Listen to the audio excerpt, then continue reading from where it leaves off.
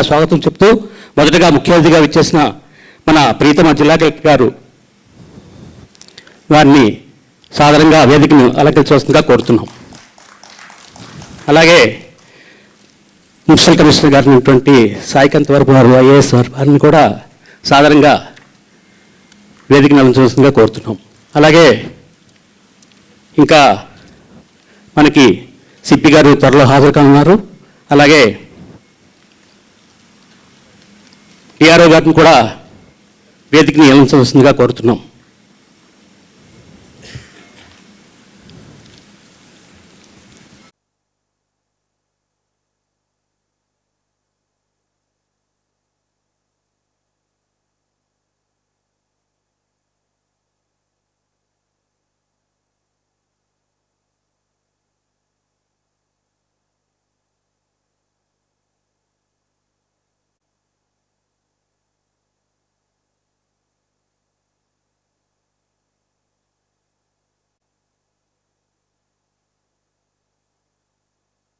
ఈ కార్యక్రమాన్ని ఉద్దేశించి మొదట తొలి పలుకులు అందించవలసిందిగా మన ప్రీతమ జిల్లా కలెక్టర్ గారిని కోరుతున్నాం.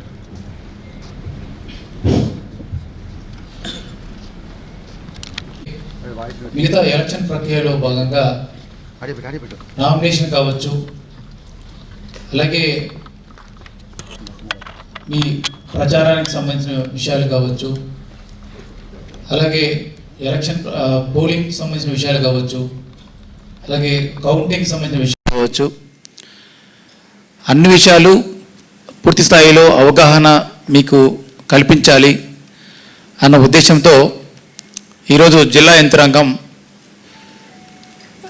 అన్ని రాజకీయ పక్షాలకి అలాగే ప్రతినిధులు కూడా మేము పిలిపివ్వడం జరిగింది. చేసి మీకు ఒక మ్యాక్సిమం 2 hours సెషన్ ఉంటుంది. ఈ 2 hours మీకు ఓవరాల్గా మనకి ఎలక్షన్ కమిషన్ ఆఫ్ ఇండియా ఈ నెల 16వ తేదీన 3 గంటలకి ప్రెస్ మీట్ ద్వారా ఈ ఎంటైర్ ఎలక్షన్ ప్రాసెస్ని స్టార్ట్ చేయడం జరిగింది. అంటే అనౌన్స్మెంట్ ఆఫ్ ఎలక్షన్ అనేది స్టార్ట్ అయింది. ఆ క్షణం మొదలుకొని మళ్ళీ మనకు మోడల్ కోడ్ ఆఫ్ కండక్ట్ ముగిసే వరకు, అంటే మనకు రిజల్ట్ అయిన తర్వాత ఐ థింక్ మళ్ళీ 6th వరకు ఫుల్ డే ఉంది. ఐ థింక్ 6th వరకు కూడా ఏదైతే మోడల్ కోడ్ ఆఫ్ కండక్ట్ ఉందో జూన్ 6th వరకు కూడా, అంతే కదా, 6th యా. అంటే ఈ డెమోక్రసీలో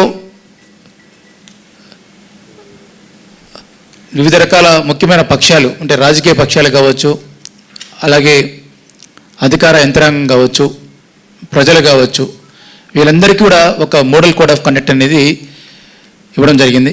ఆల్సో ఐ వెల్కమ్ సిపి గారు రవిశంకర్ అన్నర్ గారు to join the meeting. Good morning sir. Good morning sir. Please sir, please కూర్చోండి సార్. సో ఈ మోడల్ కోడ్ ఆఫ్ కండక్ట్ అనేది చాలా కూర్చోండి సార్. సో ఈ మోడల్ కోడ్ ఆఫ్ కండక్ట్ అనేది చాలా శాంక్టిఫైడ్ యాక్టివిటీ ఇది మొత్తం కూడా. సో దీనికి సంబంధించి మనకు ఎలక్షన్ కమిషన్ ఆఫ్ ఇండియా వాళ్ళు, అలాగే మనకు సిఇఓ ఆఫీస్, ఆంధ్రప్రదేశ్లో మనకు అమరావతిలో అయితే సిఇఓ ఆఫీస్ ఉందో ఎలక్షన్ సంబంధించి వీళ్ళు ఫ్రమ్ టైం టు టైం ఎన్నో గైడ్లైన్స్ ఇవ్వడం జరిగింది. ఆ గైడ్లైన్స్ అనుసరించి చాలా కంపెండియం ఆఫ్ బుక్స్ కూడా మనకి ఉన్నాయి. అందరు అధికారులు అలాగే రాజకీయ పక్షాలు కూడా చాలా స్వేచ్ఛాయుత వాతావరణంలో టోటల్ ట్రాన్స్పరెన్సీతో ప్రజలకి, అందున ఓటర్లకి మనం ఓటు హక్కు వేసుకునే అవకాశం కల్పించాల్సిన అవసరం ఉంది. సో దాన్ని పురస్కరించుకొని ఈ మోడల్ కోడ్ ఆఫ్ కండక్ట్ అనేది పెట్టడం జరిగింది. సో ఇందులో భాగంగా మోడల్ కోడ్ ఆఫ్ కండక్ట్ సంబంధించింది డీటెయిల్స్ మనకు నోడల్ ఆఫీసర్, మనకి జీవీఎంసీ కమిషనర్ గారు మనకి జిల్లాకి నోడల్ ఆఫీసర్గా మనం వినియోగిస్తున్నాము. ఆయన మీకు డీటెయిల్గా ఒక 20-25 minutes దీని మీద మీకు చెప్పడం జరుగుతుంది. అలాగే నామినేషన్ ప్రక్రియ కావచ్చు, తదనంతరం జరిగే పరిణామాల గురించి కూడా మనకి మీకు ఎక్స్ప్లెయిన్ చేయడానికి ఇక్కడ ఆఫీసర్లు ఉన్నారు. అలాగే మనకు అడిషనల్ కమిషనర్ కానీ, జాయింట్ కలెక్టర్ గారు, అలాగే కమిషనర్ ఆఫ్ పోలీస్ గారు కూడా మనకి ఇక్కడ జాయిన్ అయ్యారు. కమిషనర్ ఆఫ్ పోలీస్ గారు కూడా నియమావళిలో భాగమైన, అంటే మనకి ఎన్ఫోర్స్మెంట్ కావచ్చు, లేదంటే లా అండ్ ఆర్డర్ మెయింటెనెన్సు, అలాగే సెక్యూరిటీ రిలేటెడ్ ఆస్పెక్ట్స్, సీజర్స్, వాటి మీద కూడా కమిషనర్ పోలీస్ వారు డీటెయిల్గా మీకు తెలియజేయడం జరుగుతుంది. సో ఇది ఓవరాల్గా మీకున్న సెషను. ఇందులో భాగంగా మీకు ఏదైనా ఒక అధికారి ఒక టాపిక్ చెప్పిన క్రమంలో ఆ అధికారి టాపిక్ ముగిసిన తర్వాత మీకు ఏదైనా ఒకటి అలా డౌట్ ఉంటే కూడా చెప్పడానికి మేము సిద్ధం. ఎందుకంటే మీకు సందేహాలు నివృత్తి చేయాలనేది మాకు ప్రథమ కర్తవ్యం. అట్ ద సేమ్ టైం మీరు మళ్ళీ మీరు తెలుసుకున్న ఈ అంశాలని మీతో పాటు పనిచేస్తున్న సహచరులకు కావచ్చు, లేదంటే మీ పార్టీ తరపున మీకు అయితే ఈ డ్యూటీ ఇంట్రెస్ట్ చేశారో దాని ఇంటర్ను మీరు కానీ పాస్ ఆన్ చేయగలిగితే 7 నియోజకవర్గాలు మనకున్నాయి. ఈ 7 నియోజకవర్గాల్లో కూడా ఒక మంచి అవగాహనతో మీరు ఎలక్షన్ హియరింగ్ చేస్తే ప్రజలకు ఇబ్బంది ఉండదు, అలాగే అధికార యంత్రాంగానికి కూడా ఇబ్బంది ఉండదు. సో ఒక సంపూర్ణంగా ఒక ఇష్యూస్ సమస్యలు లేకుండా చేయాలన్న ఒక మంచి ఉద్దేశంతో ఈరోజు ఈ ప్రోగ్రాం పెట్టడం జరిగింది. సో బిఫోర్ మనకు జీవీఎంసీ కమిషనర్ చెప్పే ముందు జస్ట్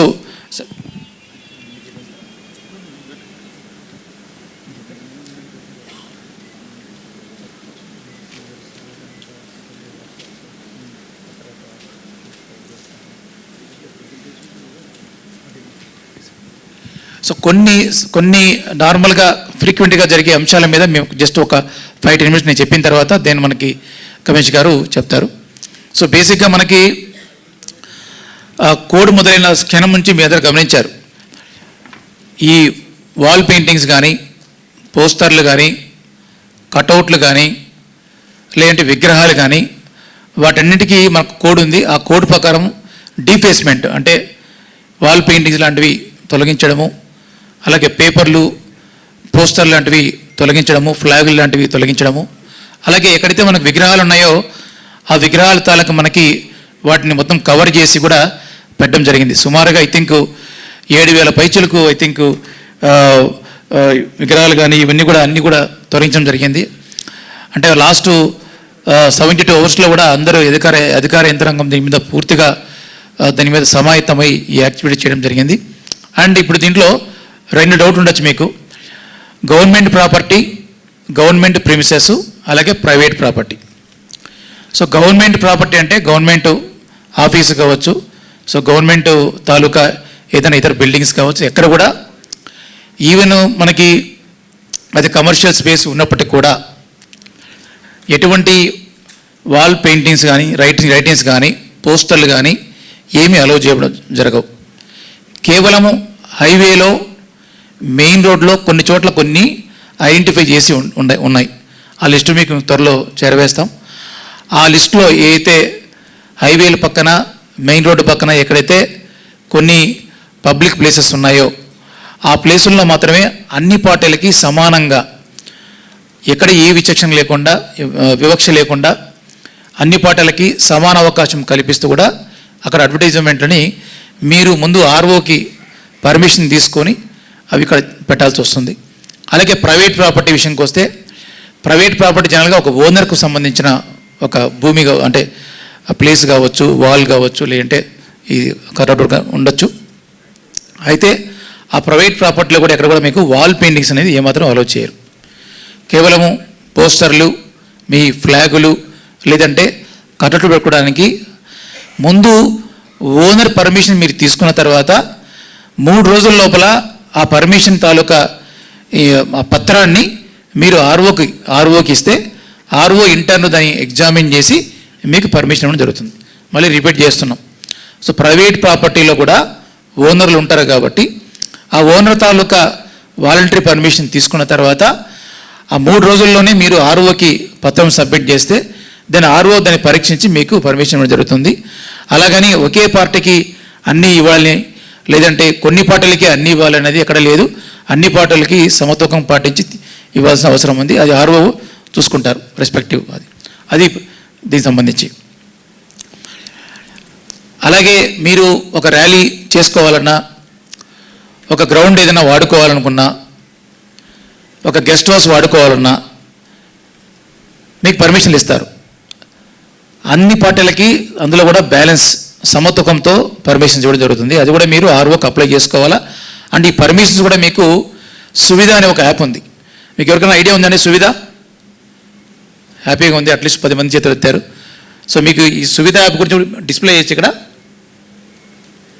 బ్యాక్డ్రాప్లో, అక్కడ చేయొచ్చు కదా, కొద్దిగా తర్వాత అయిన తర్వాత ఈ సువిధ యాప్లో మీరు దయచేసి కానీ మీరు పర్మిషన్స్ వీటికి ఏమున్నా కానీ దయచేసి క్యాండిడేట్లు కానీ పార్టీల తరపున కానీ లేదంటే వాళ్ళ తరపున ఏదన్నా మనకు ఏజెంట్లు ఉంటే వాళ్ళు కూడా పర్మిషన్ అప్లై చేసుకుంటే అవి డైరెక్ట్గా మనకి కలెక్టరేట్లో ఉన్న సింగిల్ విండోకి రావడం జరుగుతుంది. ఆ సింగిల్ విండో దాంట్లో 7 రకాల డిపార్ట్మెంట్ ఆఫీసర్లు ఉంటారు.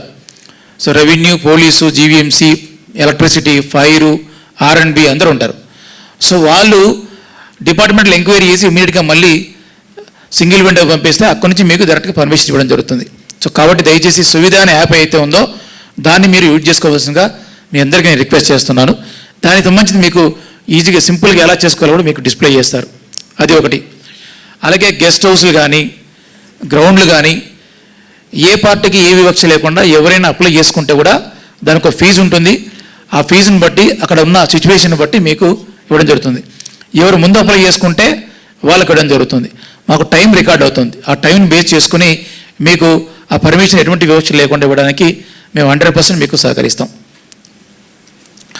దెన్ అలాగే మీకు మనకి నామినేషన్ ప్రక్రియ ఇంకా స్టార్ట్ కాలేదు కాబట్టి ఇప్పుడు ఈ రోజున అంటే మనకి మోడల్ కోడ్ స్టార్ట్ అయినప్పటి నుంచి మళ్ళీ నామినేషన్ ప్రక్రియ మనకు వేసేంత వరకు కూడా మీరు ఎక్స్పెండిచర్ పెడితే అది పార్టీ ఖాతాలోకి పోవడం జరుగుతుంది. ఎందుకంటే క్యాండిడేట్లు ఇంకా నామినేషన్ వేయలే కాబట్టి ఏ క్యాండిడేట్ ఎవరు నామినేషన్ మాకు తెలియదు కాబట్టి సో అది ఎంటైర్గా పార్టీ ఖాతాలో ఎక్స్పెండిచరు మనకు జమ చేసుకోవడం జరుగుతుంది.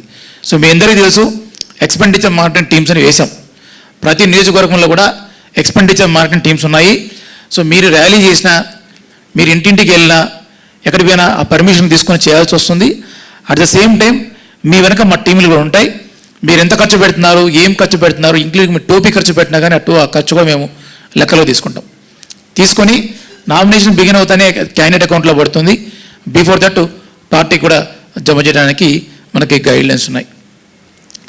అలాగే కొన్ని విషయాలు కూడా చెప్పాలి.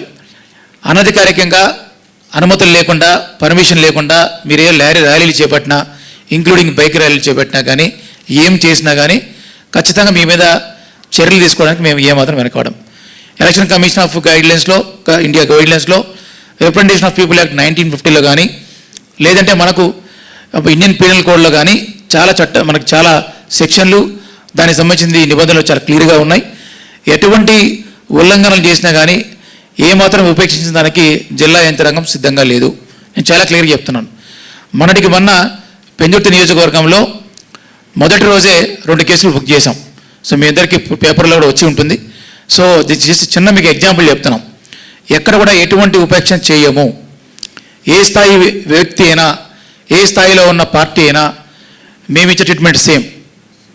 ఖచ్చితంగా మీకు ఈ పాయింట్ మేమైతే చెప్తున్నామో తూచే తప్పకుండా పాటిస్తాం. దయచేసి అందరూ సహకరించాలి. మాకు ఎటువంటి ఉల్లంఘన లేకుండా విశాఖపట్నం జిల్లాలో పీస్ లవింగ్ పీపుల్ ఉన్న చోట ఇక్కడ పార్టీలు కూడా అదే విధంగా ఫాలో అవుతూ ఇక్కడ ఎంటైర్ ప్రాసెస్ని చాలా పీస్ఫుల్గా లా అండ్ ఆర్డర్కి లోబడి మీ అందరూ కూడా ఎలక్షన్ ప్రాసెస్ని ముందు తీసుకెళ్తున్నారు అన్న ఒక మంచి పేరుని ఒక మంచి ఇమేజ్ని మీరు ముందు తీసుకెళ్లాల్సిన ఆవశ్యకత అవసరం అన్ని పార్టీల మీద ఉందని మీకు తెలియజేస్తున్నాను. అలాగే కొన్ని 2-3 పాయింట్లు ముఖ్యంగా ఏంటంటే మీరు పదే కంప్లైంట్ చేస్తుంటారు. సో వాలంటీర్ల మీద క్లియర్ కట్గా ఎలక్షన్ కమిషన్ ఆఫ్ ఇండియా కానీ సిఇఓ ఆఫీస్ నుంచి కానీ అలాగే చీఫ్ సెక్రటరీ ఆఫ్ ఆంధ్రప్రదేశ్ కూడా దీని మీద క్లియర్ కట్గా గైడెన్స్ ఇవ్వడం జరిగింది. వాలంటీర్లు పబ్లిక్ సర్వెంట్స్లో భాగంగా ఉండడం వల్ల ఎక్స్చెక్కర్ నుంచి వాళ్ళు శాలరీ తీసుకుంటూ ఉండడం వలన వాలంటీర్లు ఎలక్షన్ ప్రాసెస్లో ఎటువంటి ఎలక్షన్ ప్రాసెస్లో కూడా పార్టిసిపేట్ చేస్తానికి అనుమతులు లేవు. ఒకవేళ అలా పార్టిసిపేట్ చేస్తే మాకు తెలిసిన మేము తెలుసుకున్న పేపర్లో మాకు మీడియాల ద్వారా మేము తెలుసుకున్న మీ ద్వారా మాకు కంప్లైంట్లు వచ్చినా మేము చూసిన ఏ రకంగా అయినా మాకు వస్తే 100% యాక్షన్ తీసుకోవడం జరుగుతుంది. నిన్న కూడా ఒకటి జరిగినట్టు మాకు ఈరోజు పేపర్లో కూడా వచ్చింది. ఆల్రెడీ దాని మీద ఎంక్వైరీ స్టార్ట్ అయింది. ఈరోజు సాయంత్రం కూడా దాని మీద యాక్షన్ కూడా తీసుకోవడానికి మేము ఎటువంటి దీని విషయంలో సంకోచం లేకుండా మీకు తెలియజేస్తున్నాం. చాలా కేటగారికల్గా క్లియర్ కట్గా ఇన్స్ట్రక్షన్స్ ఉన్నాయి. ఏ మాత్రం ఉపేక్షించే ప్రసక్తే లేదు. అవసరమైతే కేసులు పెట్టడానికి వెనకాడడం. మీకు అందరికీ కూడా నేను క్లియర్ కట్గా జిల్లా ఎలక్షన్ అధికారిగా నేను మీ అందరికీ విషయం తెలియజేస్తున్నాను.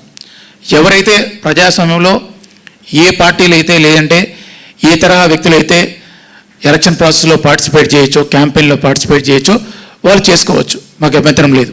కానీ ఎవరైతే చేయకూడదు అంటే ఉద్యోగులు కావచ్చు, అవుట్సోర్సింగ్ ఎంప్లాయీస్ కావచ్చు, కాంట్రాక్ట్ ఎంప్లాయీస్ కావచ్చు, వాలంటీర్లు కావచ్చు, ఈ ఏ కేటగిరీ ఉద్యోగులైనా ఈ ఎలక్షన్ ప్రాసెస్లో కేవలం వాళ్ళు ఓటు హక్కు ఉపయోగించుకోవడానికి తప్పనించి ఇంకా ఎటువంటి ప్రాసెస్లో పార్టిసిపేట్ చేసినట్టు తెలిసినా ఖచ్చితంగా మేము చర్యలు తీసుకుంటాం. దాంట్లో ఎటువంటి ఉపేక్షించాం. ఏ రోజుకు ఆ రోజు ఎంతమంది మేము చర్యలు తీసుకున్నాం, ఎన్ని కేసులు బుక్ చేసాం కూడా మీకు కన్సాలిడేటెడ్ రిపోర్ట్ ఇవ్వడానికి కూడా మేము సిద్ధపడుతున్నాం. అది ఒకటి. అలాగే ఫ్రీబీస్ కానీ, డబ్బులు పంపకాలు కానీ, ఇతరత తాయిలాలు కానీ మనకు క్లియర్ కట్గా మనకు ఐపీసీలో 171Fలో కానీ, లేదంటే ఈవెన్ మనకు రిప్రజెంటేషన్ ఆఫ్ పీపుల్ యాక్ట్లో మనకి 129లో కానీ, 134A కానీ క్లియర్ కట్గా చాలా కేటగిరీలో చెప్తున్నాయి. ఏ విధంగా తప్పు అవుతుంది, ఎటువంటి శిక్ష పడుతుంది, ఏ విధమైన కేసులు ఫైల్ చేస్తారని క్లియర్ కట్గా సమాచారం ఉంది. దయచేసి ఈ సెక్షన్ మిమ్మల్ని ఎవరిని భయపడించడానికి మేము చెప్పట్లేదు. ఈ సెక్షన్లు ఉపయోగించుకోవడానికి జిల్లా యంత్రాంగానికి అన్ని అనుమతులు ఉన్నాయి. కాబట్టి అన్ని పక్షాలు మాకు సహకరించండి. చాలా పీస్ఫుల్గా ఎలక్షన్ చేసుకోవడానికి ఇక్కడ మీ అందరి తలా చేయి వేయవలసిందిగా మరొకసారి మీకు కోరుతున్నాను. అలాగే మీకు దయచేసి ఏ సమస్య ఉన్నా, అలాగే మనకు ఫర్ ఎగ్జాంపుల్ మనకు సివిజిల్ అనే యాప్ ఉంది. సివిజిల్ అనే యాప్ ఉంది. ఐడియా ఉంది ఎవరికైనా? సివిజిల్ ఒక 10 మంది చేతులు ఎత్తారు. Thank you. సో దయచేసి సివిజిల్ యాప్ గురించి కూడా మీకు ఇక్కడ సమాచారం తెలియజేస్తాం. ఒక సగటు పౌరుడు కావచ్చు, ఏ వ్యక్తి అయినా కావచ్చు, సివిజిల్ అనే యాప్ ద్వారా మీరు ఏదైనా ఒక కోడ్ వయలేషన్ అయినట్టో, లేదా మీకు ఏదైనా ఒక ఎలక్షన్ సంబంధించి ఒక సమస్య మీరు ఏదైనా ఐడెంటిఫై చేసుకుంటే మీరు ఆ సివిజిల్ యాప్లో కానీ మీరు సమస్యను మీరు రైజ్ చేస్తే మేము జనరల్గా ఎలక్షన్ కమిషన్ ఆఫ్ గైడ్లైన్స్ ప్రకారం 100 నిమిషాల లోపల మేము స్పందించాలి. సో 100 నిమిషాల్లో అంటే అటో ఇటో ఖచ్చితంగా మీకు స్పందించి మీకు దాంట్లో ఆ సివిజిల్ యాప్లోనే మేమేం పరిష్కరించగలిగాము, మేము ఏం చేయగలిగాము అనేది మీకు దాంట్లోనే మీకు రిప్లై కూడా ఇవ్వడం జరుగుతుంది. మనకి ఇంతవరకు నిన్నటి వరకు డేటా చూసుకుంటే సుమారుగా మాకు ఆ విధంగా ఒక 12 కంప్లైంట్స్ రావడం జరిగింది. ఆ 12 కంప్లైంట్స్ తాలూకా మేము రిప్లై కూడా వెంటనే సివిజిల్ యాప్ ద్వారా ఆ కన్సర్న్డ్ కంప్లైంట్ కూడా మేము ఇన్ఫర్మేషన్ పాస్ ఆన్ చేయడం జరిగింది. దయచేసి మనకు ఇప్పుడు ఇన్ఫర్మేషన్ రెవల్యూషన్, సోషల్ మీడియా అనేది చాలా ఎవల్యూషన్ అయిపోయింది. ఇప్పుడు ఈ టైంలో మనకి సివిజిల్ లాంటి యాప్లు కానీ, లేదంటే సువిధ లాంటి యాప్లు కానీ ఖచ్చితంగా మీరు వాడుకుంటే మీ కష్టమనే కాదు, కానీ మీకున్న ఏదైతే వర్క్ ఉందో అది కొంచెం సులభతరమయ్యే అవకాశం ఉంది. కాబట్టి దయచేసి ఆ విధానాన్ని అందరూ వాడుకోవాల్సిందిగా మీ అందరికీ నేను తెలియజేస్తున్నాను. అలాగే ఇప్పుడు మనకి ఒకసారి మోడల్ కోడ్ ఆఫ్ కండక్ట్ సంబంధించి మనకు జీవీఎంసీ కమిషనర్ సాయికాంత్ వర్మ గారిని క్లుప్తంగా చెప్పవలసిందిగా కోరుచున్నాను. జిల్లా కలెక్టర్ గారికి, కమిషనర్ ఆఫ్ పోలీస్ గారికి, జాయింట్ సిపి గారికి, అడిషనల్ కమిషనర్ గారికి, జాయింట్ కలెక్టర్ గారికి, డిఆర్ఓ గారికి, అధికారులకి, ముఖ్యంగా ఇక్కడికి విచ్చేసిన political parties candidates or aspirant candidates representatives అందరికీ కూడా నమస్కారం అండి. So I will not take much time, ఒక hardly 10-15 minutes I will quickly talk about ఈ మోడల్ కోడ్ ఆఫ్ కాండక్ట్ గురించి, పొలిటికల్ పార్టీస్ లేదంటే క్యాండిడేట్స్ దృష్టిలో పెట్టుకోవాల్సిన అంశాల గురించి క్లుప్తంగా మీ ముందు పెట్టడానికి ఇది ఒక ప్రయత్నం అండి. Next slide. సో ఈ పీపీటీలో ఇవన్నీ కూడా క్యాప్చర్ చేయడం జరిగిందండి. కాన్స్టిట్యూషన్ ఆఫ్ ఎంసీసీ టీమ్స్, తర్వాత వెహికల్స్ పైన రెస్ట్రిక్షన్స్, తర్వాత permissions, printing of pamphlets, posters, తర్వాత ఎనేబులింగ్ లాస్, అండ్ ముఖ్యంగా లాస్ట్ పాయింట్ అండి, the dos and don'ts of electioneering to be followed by political parties and candidates. దీని hard book కూడా మీకు ఎవరైతే నామినేషన్ వేస్తున్నప్పుడు క్యాండిడేట్స్ ఉంటారో ఆ నామినేషన్ ఎండోర్స్మెంట్స్, అక్నాలెడ్జ్మెంట్స్తో పాటు మీకు ఇది ఖచ్చితంగా డూస్ అండ్ డోంట్స్ బుక్లెట్ కూడా ప్రతి రిటర్నింగ్ ఆఫీసర్ కూడా ఇవ్వడం జరుగుతుందండి. Next slide please. అసలు ఈ మోడల్ కోడ్ ఆఫ్ కాండక్ట్ పెట్టిన ముఖ్య ఉద్దేశం ఏంటి అంటే, it is to ensure that there is level playing field across all contesting candidates and all political parties. అందరికీ కూడా సమానమైనటువంటి ఆపర్చునిటీ, అవకాశం కల్పించాలి. అండ్ ఏ ఒక్క పార్టీ కానీ ఏ ఒక్క క్యాండిడేట్ కానీ ఇన్ఫ్లుయెన్స్ చేయడం కానీ ఓటర్ని, లేదంటే యూజింగ్ ద మనీ పవర్ కానీ ఆర్ పొజిషన్ పవర్ కానీ అధికారంలో ఉన్నారు అనేటువంటి ఎటువంటి ప్రలోభాన్ని కానీ గురి చేయకోకుండా ఓటర్స్ అందరూ కూడా వారికి నచ్చిన క్యాండిడేట్ని స్వేచ్ఛగా ఎన్నుకోదగిన ఒక ఎన్వైర్న్మెంట్ క్రియేట్ చేయడం కోసం ఈ మోడల్ కోడ్ ఆఫ్ కాండక్ట్ని పెట్టడం జరిగిందండి. So this philosophy is very very important. Because చాలా మటుకు రూల్ పొజిషన్ ఇది చెప్తుందా అది చెప్తుందా అనే ఆలోచన కలిగినప్పుడల్లా this is the guiding force. మనం తీసుకునే నిర్ణయం, అధికారులు మేమందరం కూడా తీసుకునే నిర్ణయం, whichever is going to ensure that the polling process will be free and fair. అటువంటి నిర్ణయం తీసుకోవడానికి ఇది ఒక గైడింగ్ లైట్ లాగా ఉంటుందని అందరికీ తెలియజేస్తున్నాను. సో మీ అందరికీ కూడా తెలుసు, 16th మార్చ్ మధ్యాహ్నం 3 గంటలకి ఎలక్షన్ కమిషన్ వారు షెడ్యూల్ని అనౌన్స్ చేయడంతో మనకి మోడల్ కోడ్ ఫోర్స్లోకి వచ్చిందండి. Next slide. సో మనకి model code of conduct teams విషయానికి వస్తే, ప్రతి కాన్స్టిట్యుయెన్సీలో కూడా ఈ టీమ్స్ అన్నింటినీ కూడా కాన్స్టిట్యూట్ చేశాము. అవి MCC teams, flying squads, static surveillance teams, video surveillance teams, video viewing team, accounting team, assistant expenditure observer, తర్వాత MCMC media certification and monitoring committee, తర్వాత district expenditure monitoring committee, expenditure monitoring control room call centre, ఇవన్నీ కూడా ఏర్పాటు చేయడం జరిగింది. ఇవన్నీ కూడా మొత్తం కలిపి flying squads, static surveillance teams అన్ని నియోజకవర్గాలు మన విశాఖపట్నం జిల్లాలో 88 teams have been put in place అండి. Next slide. So coming to the restrictions of vehicles, ఒకసారి కోడ్ అమల్లోకి రావడంతో మనకి వెహికల్స్ వాడకం పైన రిస్ట్రిక్షన్స్ అనేవి వస్తాయండి. అదేంటంటే, ఫస్ట్ పోలింగ్ డే రోజున ఎన్ని వెహికల్స్ ఒక క్యాండిడేట్ వాడచ్చు అంటే, ఇక్కడ క్లియర్ కట్గా 3 వెహికల్స్ అండి. 1 for the use of the candidate himself, second is for the use of his election agent, and in addition 1 more vehicle, that is 3rd vehicle for a party worker or an election agent as the candidate pleases. ఏ క్యాండిడేట్కి అవసరమైన తనకి నచ్చిన వారికి ఈ vehicle provision పెట్టుకొని తన యొక్క election ఏజెంట్ని తిరగడానికి, లేదంటే వారి యొక్క పార్టీకి సంబంధించిన వారు తిరగడానికి ఆ వెహికల్ని వాడుకోవడానికి ఉంటుంది. The same rule applies for both parliamentary constituency candidate as well as assembly segment. Thank you అండి. Next slide. ఇప్పుడు మనకి ముఖ్యంగా వెహికల్స్ మనము ఏదైతే ఎలక్షనియరింగ్కి, క్యాంపెయినింగ్కి వాడదలుచుకున్నారో అవన్నీ కూడా పర్మిషన్ తీసుకొని రిటర్నింగ్ ఆఫీసర్ దగ్గర ఖచ్చితంగా పర్మిషన్ తీసుకొని మాత్రమే ఆ వెహికల్స్ని వాడుకోవాల్సి ఉంటుంది. అండ్ ఎట్టి పరిస్థితుల్లో కూడా కాన్వాయ్ అంటే మోర్ దాన్ 10 వెహికల్స్ మాత్రం ఒక సింగిల్ దీని మాదిరి కాన్వాయ్ మాదిరి ఖచ్చితంగా వెళ్ళకూడదు. అది పర్మిషన్ తీసుకున్నా, ఇప్పుడు ఒక క్యాండిడేట్ ఉన్నారు, ఎలక్షన్ క్యాంపెయినింగ్ కొరకు సుమారు 20 వెహికల్స్కి పర్మిషన్ తీసుకోవచ్చు, that will be given. But ఈ 20 బళ్ళు కాన్వాయ్లో తిరుగుతాయంటే that is not permitted. Maximum number of vehicles that can move together, కలిసి వెళ్ళడానికి మ్యాక్సిమం నంబర్ ఈస్ 10 వెహికల్స్. ఒకవేళ ఏదైనా రోడ్ షో కానీ ఇటువంటిది ఏదైనా పెట్టుకున్నప్పుడు 10 వెహికల్స్ అయిన తర్వాత మధ్యలో కనీసం 100 మీటర్ల గ్యాప్ మెయింటైన్ చేయాలి. ఇది చాలా కీలకం అండి.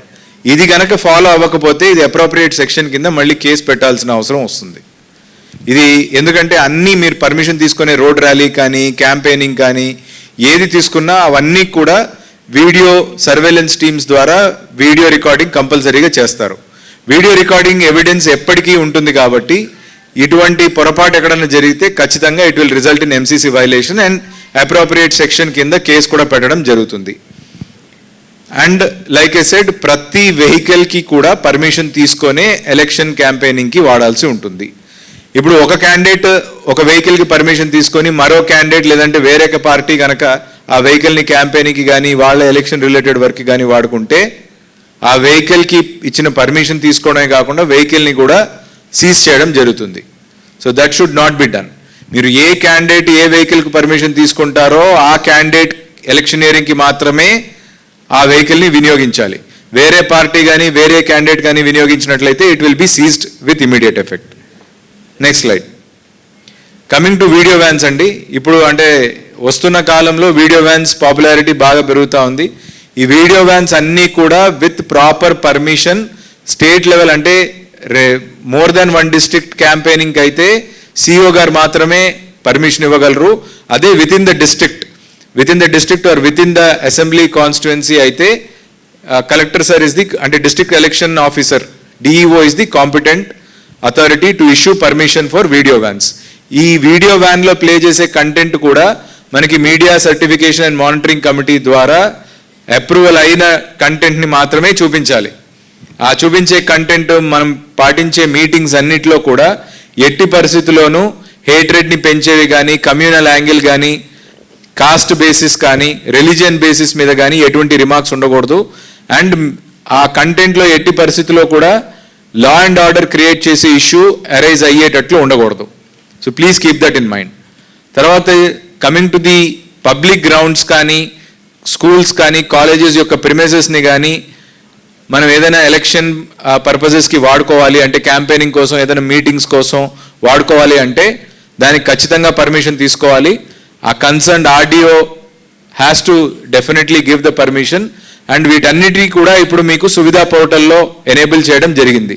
అండ్ ఇవన్నీ కూడా నిష్పక్షపాతంగా ఇవ్వడం జరుగుతుందండి.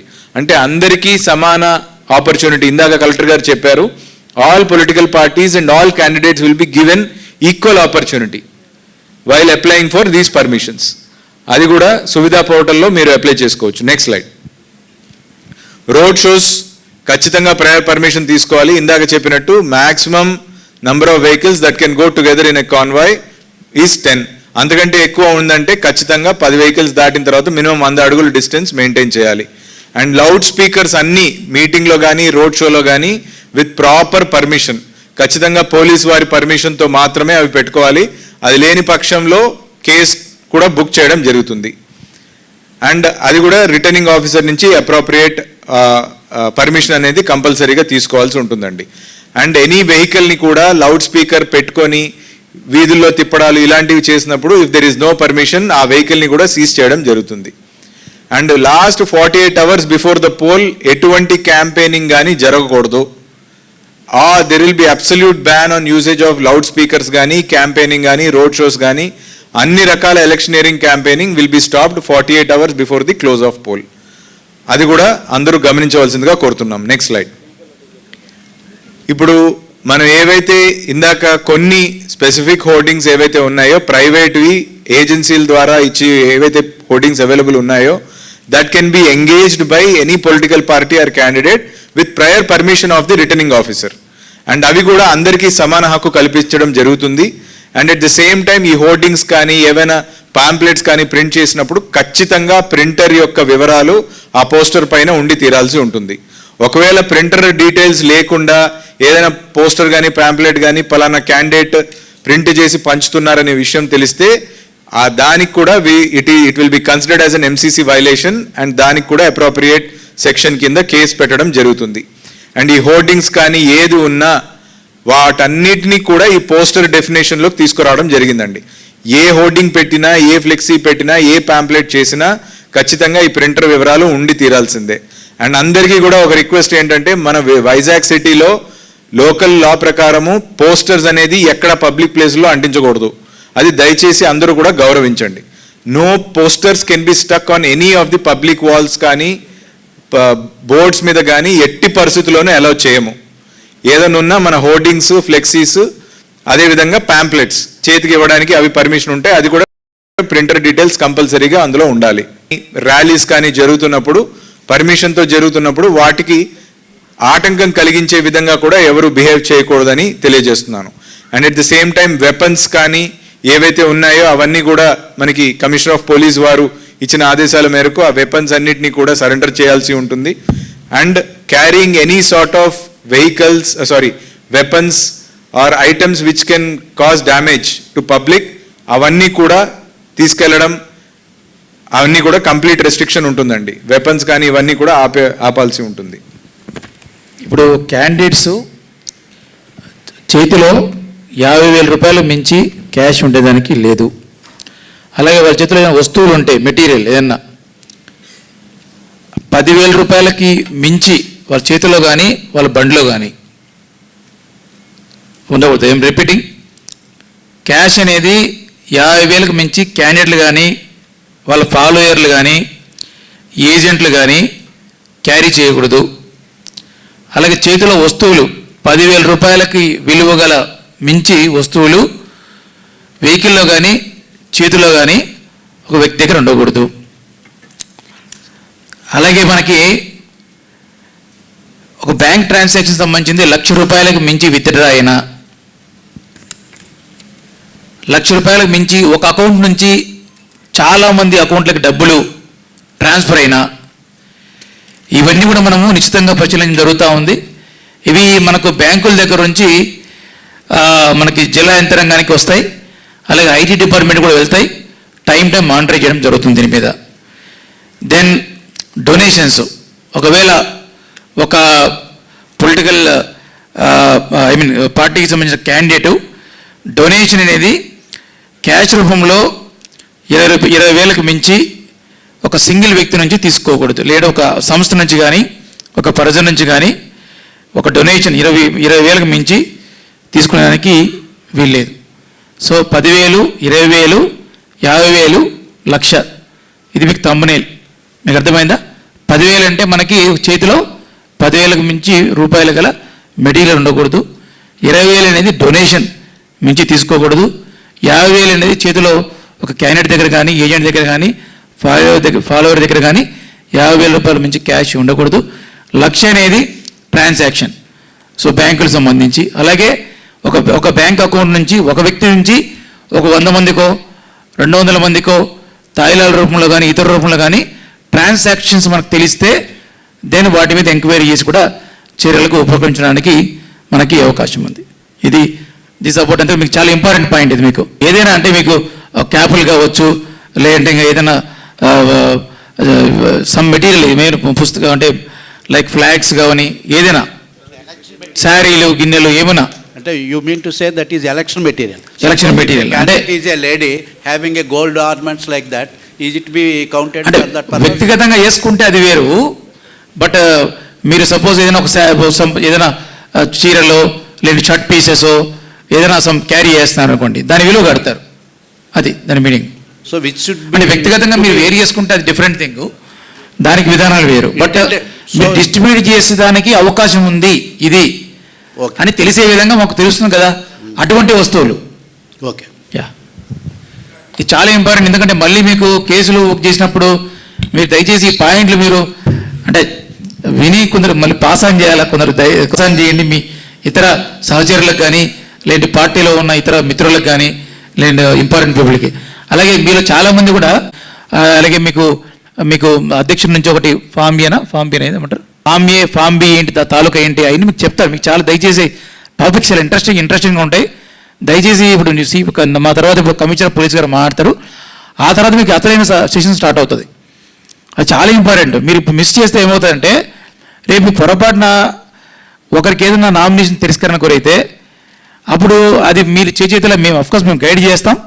హవెవర్ మీరు ఇప్పుడు బాగా నేర్చుకుంటే ఆ రోజు మీకు అటువంటి స్కోప్ లేకుండా ఉంటుందని మా ఆలోచన.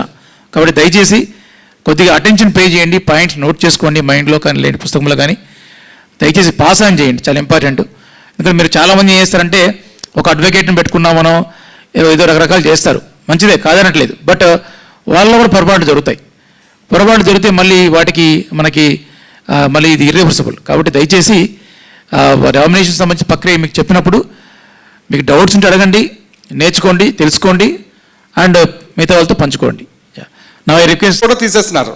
జై శ్రీరామ్ ఫ్లాగ్స్ ఇంటికి ఉంటాయి కదా, వాటిని కూడా తీసేసి రోడ్డు మీద పడేసే కార్యక్రమం చేస్తున్నారు. దానికి సిబ్బంది కొద్దిగా చెప్పాల్సిన అవసరం అయితే ఒకటి. ఇప్పుడు జై శ్రీరామ్ అనే ఫ్లాగ్ జనరల్గా రాయడం వేరు, మీ పార్టీ తాలూకా గుర్తులు స్ఫురించే ఏమి లేవు, దాని మీద ప్రింట్ చేయడం వేరు. ఏమి లేవు, అలాంటి గుర్తులు ఏమి లేవు సార్. జై శ్రీరామ్ ఫ్లాగ్స్ మాత్రమే తీస్తున్నారా? దానికి కొద్దిగా సిబ్బంది చెప్పాల్సిన. మీకు ఎక్కడ నుంచి చెప్పండి, దాన్ని బట్టి మేము. పెదవార్తల్లో జరిగింది ఈ ఘటన, పెదవార్తల్లో. ఇక ఇన్ని వేరే వాటిలో కూడా జరగకుండా ఈ కార్యక్రమం చూసుకోవాలని బాధ్యత అయితే మీకు ఉన్నది సార్. Thank you. ధన్యవాదాలు. పోలీస్ డిపార్ట్మెంట్ తరఫున తీసుకోవాల్సిన చర్యలు అన్నీ కూడా today I will just brief all of you. ముఖ్యంగా ర్యాలీస్, పర్మిషన్స్ ఫర్ మీటింగ్స్, తర్వాత ఈ వెహికల్ పాసెస్ ఇవి అన్నీ కూడా, అండ్ లౌడ్ స్పీకర్స్, ఇది అన్నీ కూడా తీసుకోవాలంటే సువిధ అని election commission of India has launch this app. Last time కూడా మీరు అందరూ వినియోగించుకుంటారని అనుకుంటున్నాను.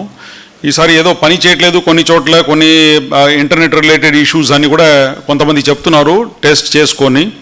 సో అదే all these issues are there.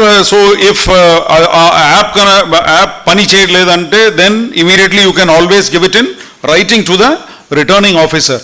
You all know the పద్ధతి ఎట్లా ఉంది అనేది తెలుసు కదా మీ అందరికీ. What we have to do is all these applications, permissions you have to give to the returning officer. ఎవరికి ఇవ్వాలి? Returning officer is ultimate. Okay, so రిటర్నింగ్ ఆఫీసర్స్కి కనెక్టెడ్ డాక్యుమెంట్స్ అన్నీ కూడా ఆయనకి ఇచ్చేస్తే దాంట్లో స్పష్టంగా మీరు time, route, place, okay, along with the fees or whatever అదంతా కూడా ఆయనకి ఇచ్చేస్తే the returning officer in turn will send it to the police officer concerned of that constituency, and that constituency lo unna akkada unna ACP and inspector, they will do the complete verification. Time వేరే వాళ్ళు కూడా అదే టైంకి apply చేసి ఉన్నారా లేదా అని చెప్పేసి ఇతర విషయాలన్నీ కూడా మస్జిద్, మాస్క్ ఉందా అక్కడ, Friday Saturday, what ever all those things పరిగణలో తీసుకొని then they will give the permission, NOC to the RO, returning officer. So ఇది ఈ స్పష్టత మీ అందరికీ ఉండాలా. సో ఏదో పోలీస్ స్టేషన్ వెళ్ళేసి అక్కడ వెళ్ళి ఇవ్వట్లేదు అని చెప్పేసి, లాస్ట్ టైం కూడా I was the state police nodal officer, so I know ఎటువంటి కంప్లైంట్స్ అన్ని కూడా వచ్చింది తెలియకుండా. బట్ ప్రతి దానికి election commission will ask for reply. What do they do? Send the reply, enquire and send the reply by return fax అని చెప్పి వాళ్ళు మళ్ళీ మాకు పెడతారు. సో మీ అందరికీ స్పష్టత ఉంటే things will be very clear. Suvidha app, second returning officer. In case electricity లేదు, అది పని చేయట్లేదు, ఇంటర్నెట్ లేదు, అదేదని రకరకాలుగా ఇతర కారణాలు ఉండవచ్చు. So what you have to do, please you have to single point contact for you all these permissions related is the returning officer. So go and give it to the returning officer. ఈ అన్ని కూడా రాసేసి ఈ విధంగా ఇక్కడ meeting, place, venue, date, time, route for all these things and the vehicle passes, all those things you give it to him. He in turn will direct the other officials. So police కూడా అదే వస్తుంది. వచ్చిన తర్వాత మేము వెంటనే చేసేస్తాం. It is not that we will take 1 day and 2 days and 3 days and all that. వెంటనే మా వాళ్ళు పని మీద ఉంటారు, పని మీద ఉండి అదంతా వెరిఫై చేసేసి మీతో కూడా మాట్లాడతారు. ఎందుకంటే మీ మొబైల్ నెంబర్ అన్నీ ఉంటుంది కాబట్టి మీతో కూడా మాట్లాడి they will give the reply and NOC to the returning officer, and the returning officer in turn will give you the final permission. So if it is it applies to MPs, parliamentary constituencies, as well as for the assembly constituencies. So దీంట్లో మీ అందరికీ స్పష్టత ఉండాలి. Who is the contact person? It is the returning officer. So directly మీరు వెళ్ళేసి police వాటిని పట్టుకొని అక్కడ ఇక్కడ అదంతా చేయాల్సిన అవసరమే లేదు. It will all go there because ఏది వర్తిస్తుంది, the final permission, it is the returning officer's permission which will be valid and not police వాడు ఏదో సర్టిఫికేట్ ఇచ్చారు NOC అని చెప్పేసి అదంతా లేదు. It has to be given finally by the returning officer. Okay, so that is about seeking permission by the political parties to conduct rallies and whatever, loudspeaker కానీ, vehicle pass కానీ, all that. Already vehicles అన్నీ చెప్పారు మీకు. కాన్వాయిస్లో అంతా కూడా only 10 are permitted, not more than that. So you should, ఇది దీంట్లో escort, what ever, pilot గీలెట్ ఏం పెట్టుకున్నారో అదంతా కూడా కలిపి, ఇట్ ఈస్ నాట్ దట్ అదంతా తీసేసి 10 వెహికల్ పెట్టుకొని మళ్ళీ మిగతా బండిలన్నీ కూడా సెక్యూరిటీ పరంగా ఏదైనా ఉంటే కూడా all those things put together ఉంది. Okay, any doubt on this permission related issues? General ఇది మా పోలీస్ సంబంధించి అయిపోయిన తర్వాత then you can raise general questions or general doubts. ఇంకొకటి, ఇప్పుడు చెక్ పోస్ట్లు, స్టాటిక్ సర్వేలెన్స్ టీమ్స్, తర్వాత ఫ్లయింగ్ స్క్వాడ్స్, రూట్ మార్చెస్, వింటున్నారా అందరూ? ప్లీజ్. సో చెక్ పోస్టులు, తర్వాత static surveillance teams, flying squad, so called flying squads, తర్వాత route marches and model MCC teams, model code of conduct teams, ఇది అన్ని కూడా ఇవి అన్ని కూడా పనిచేస్తూ ఉంటుంది. ఓకే, సో ఎలక్షన్ ముందు దీంట్లో ముఖ్యంగా చెక్ పోస్ట్లో, తర్వాత static surveillance teams and flying squads, దీంట్లో పోలీస్ వాళ్ళు కూడా ఉంటారు. ఓకే, సో దాంట్లో they will also have weapons, they will also have ఆయుధాలు కూడా వాళ్ళ చేతిలో ఉంటుంది. ఎవరి దగ్గర ఆర్మ్డ్గా ఉంటారు. ఎవరు ఫ్లయింగ్ స్క్వాడ్స్లో, స్టాటిక్ సర్వేలెన్స్ టీమ్స్లో, చెక్ పోస్ట్లో కూడా they will be having arms. But వీళ్ళందరికీ హెడ్ ఎవరు? ఎంపీడీఓ అంటే executive magistrate will be the head of the team, all these teams. మీరు అర్థం చేసుకోవాలి, the head of the team will be a MPDO, executive magistrate. ఆయన ఆదేశాల మేరకు the rest of the team will be functioning.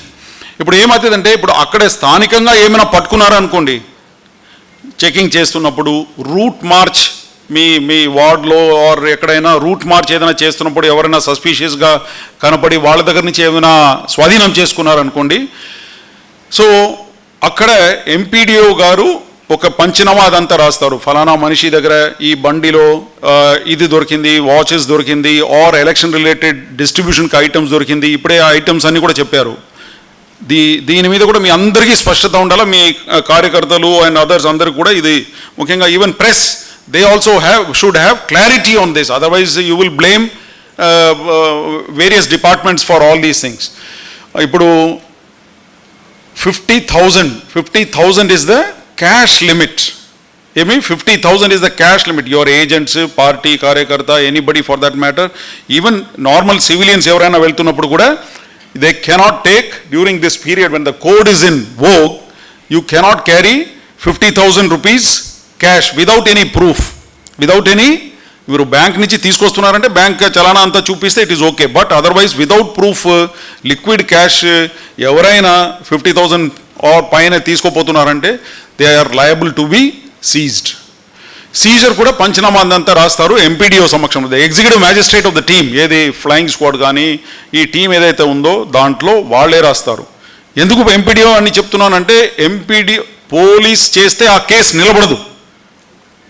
Police చేసిన Caesar పోలీసే రాసుకుంటే ఆ case నిలబడదు. మొన్ననే ఎలక్షన్ కమిషన్ రివ్యూ చేసింది పాత కేసులు, లాస్ట్ టైం జరిగిన ఎలక్షన్స్లో ఆ కేసులు అన్నీ కొట్టుకుపోయింది. ఎందుకంటే కొన్ని సందర్భాల్లో పోలీస్ వాడే కంప్లైనెంట్, పోలీస్ వాడే సీజర్, పోలీస్ వాడే ప్రాసిక్యూషన్ అన్నీ. So that is not admissible in the court of law.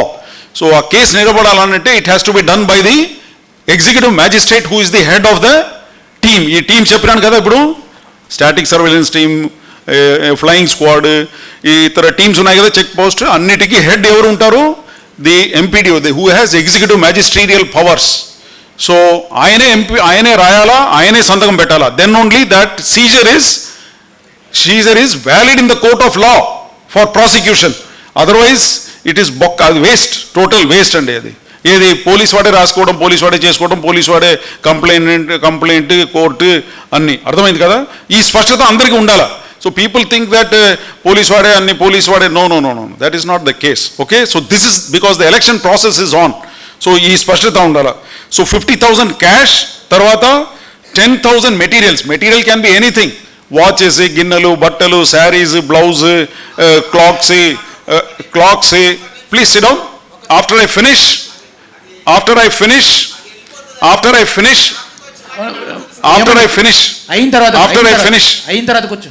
I finish this point, then you can. ఏమి ఎరిగిపోతుంది? No. ఇదే ఈ క్యాష్ టాపిక్ ఫినిష్ చేసిన తర్వాత you can ask. I will give you. Cash ఇంకా ఉంది, అందుకే చెప్తున్నాను. Please sit down.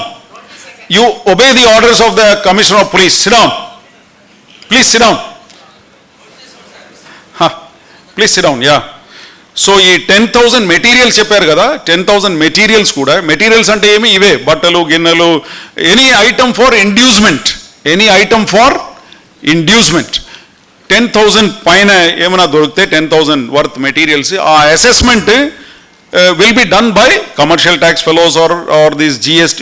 They will do the assessment of the value. ఎందుకంటే మీరు అంటారు 1 రూపీకే 2 రూపీస్ అని చెప్పేసి, but the actual assessment will be done by the commercial tax people. They will do it. And then if it is proved that it is more than 10,000 rupees, you are liable for punishment, okay, under electoral offenses. ఇంకా 20,000 donation collector గారు ఇప్పుడు చెప్పారు స్పష్టంగా, ఏమి 20,000. You cannot take any donation from anybody more than 20,000 rupees. So I know you all have legal teams, advocates, every political party has got all that. But ఇది ఈ స్పష్టత అందరికీ రావాలి. ప్రెస్, మీడియా, మీ కార్యకర్తలు, ఇప్పుడే చెప్పినట్టు పోలింగ్ ఏజెంట్స్, అది ఏమంటారు రిలీవింగ్ ఏజెంట్స్, కౌంటింగ్ ఏజెంట్స్, వీళ్ళందరూ కూడా దీని మీద స్పష్టత ఉండాలి. లేకపోతే అది ఇదని చెప్పేసి వాళ్ళ మీద చెప్పడం, వీళ్ళ మీద చెప్పడం, తర్వాత ignorance of law is not, you cannot escape. నాకు ఈ చట్టాలు తెలియదు, ఈ రూల్ తెలియదు అని చెప్పేసి అది you cannot escape. ఎందుకంటే మాకు కంట్రోల్ రూమ్లో డయల్ 100, 112 భయంకరమైన కంప్లైంట్స్. ఎందుకంటే చెప్పడం ఫ్రీ కదా, no GST, no tax, nothing. So everybody will call dial 100 and tell ఈ పార్టీ ఇది ఇక్కడే ఉంది, అక్కడ ఉంది. You all must also convey this. False complaint will be booked under section 182, giving false complaint to the government servant. Giving false complaint to the government servant will be booked under 182 IPC and 31, section 31 of the Representation of People's Act. False complaint ichi వాళ్ళకి embarrassment కదా. The concerned candidate or the canvassing agent, whosoever is there, ఆధారాలు లేకుండా unverified facts, personal attacks, ఇవి అన్నీ కూడా చేస్తే తప్పకుండా law will catch you and the people who are committing such offenses and putting the government machinery into wasteful expenditure. ఒక false complaint వచ్చింది అనుకోండి, ఇప్పుడు పెందుర్తి ఇక్కడి నుంచి చెప్పి పెందుర్తిలో బ్లూ కోల్డ్స్ వాడు ఈడు వెళ్ళి మా వాళ్ళందరూ కూడా వెళ్ళేసి పట్టుకోవటం, రావటం, పోవటం, అక్కడ పోలీసు వాడు వచ్చారు. Police will not go alone if it is a cognizable offence. ఇంకొకటి అర్థం చేసుకోండి, police will not act independently during this election code ఉన్నప్పుడు దాకా. Police will act independently only when there is cognizable offence. ఏమి murder, theft, dacoity, rape ఇట్లాంటివి ఉంటేనే police will go and act independently. మేమే వెళ్ళిపోతాం. But if it is a model code of conduct violation, it is the executive magistrate, the MCC టీంలో police వాడు ఒకడే. So the MPDO and the executive magistrate వీళ్లకు dial 112 control room or 100 or from the independent control room which is establish in the collectorate, వాళ్ళు ఇచ్చిన message మీద వాళ్ళు వెళ్ళి చేస్తారండి. ఈ అందరూ సమగ్రంగా వెళ్తారు. ఎవరు? మండల్ ఎగ్జిక్యూటివ్ మ్యాజిస్ట్రేట్, పోలీసు, తర్వాత వీడియోగ్రాఫర్ వీళ్ళందరూ ఉంటారు. వాళ్ళందరూ వెళ్తారు, వెళ్ళి చేసుకుంటారు అక్కడ పంచనామా or whatever it is. Okay, if it is a cognizable IPC offence, ఇప్పుడే చెప్పినాను కదా, rape, murder and all that, then police will go and act independently. Otherwise, it is the MCC team. Jilla vyaptanga MCC teams are there, they will go and act. Okay? Yeah, please tell me expenditure gurinchi adigaru meeru. Please tell me. Oka bandilo naluguru potunnaru, naluguru pocket lo 49,999 unnayani antunnara? ఉండకూడదండి, ఉండకూడదు.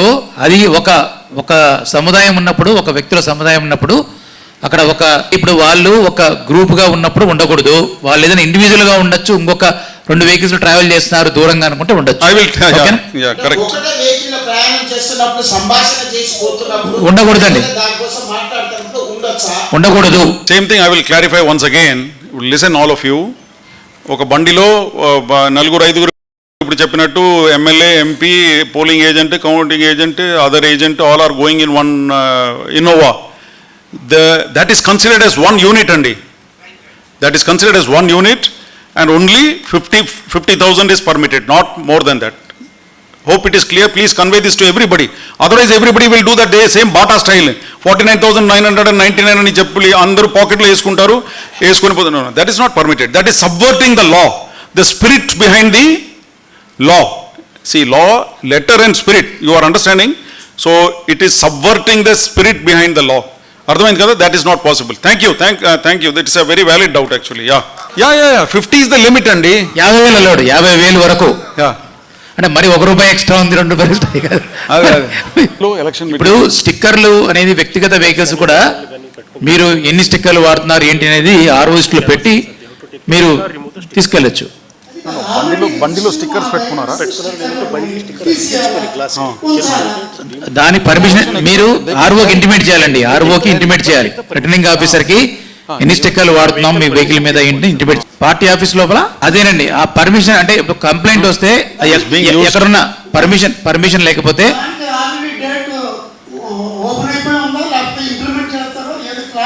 Yes అంటే permission లేకపోతే ఎక్కడున్నా కానీ seize చేస్తారు. ₹1,00,000 పైబడిన అంటే ఎటువంటి సందర్భంలో అయినా వర్తిస్తుంది. సింపుల్. ఇంకా దాని మీద ఏమి వాళ్ళు మాకు రుణపడి ఉన్నారు నష్టపోయామా ఇన్ని సంబంధమే లేదు.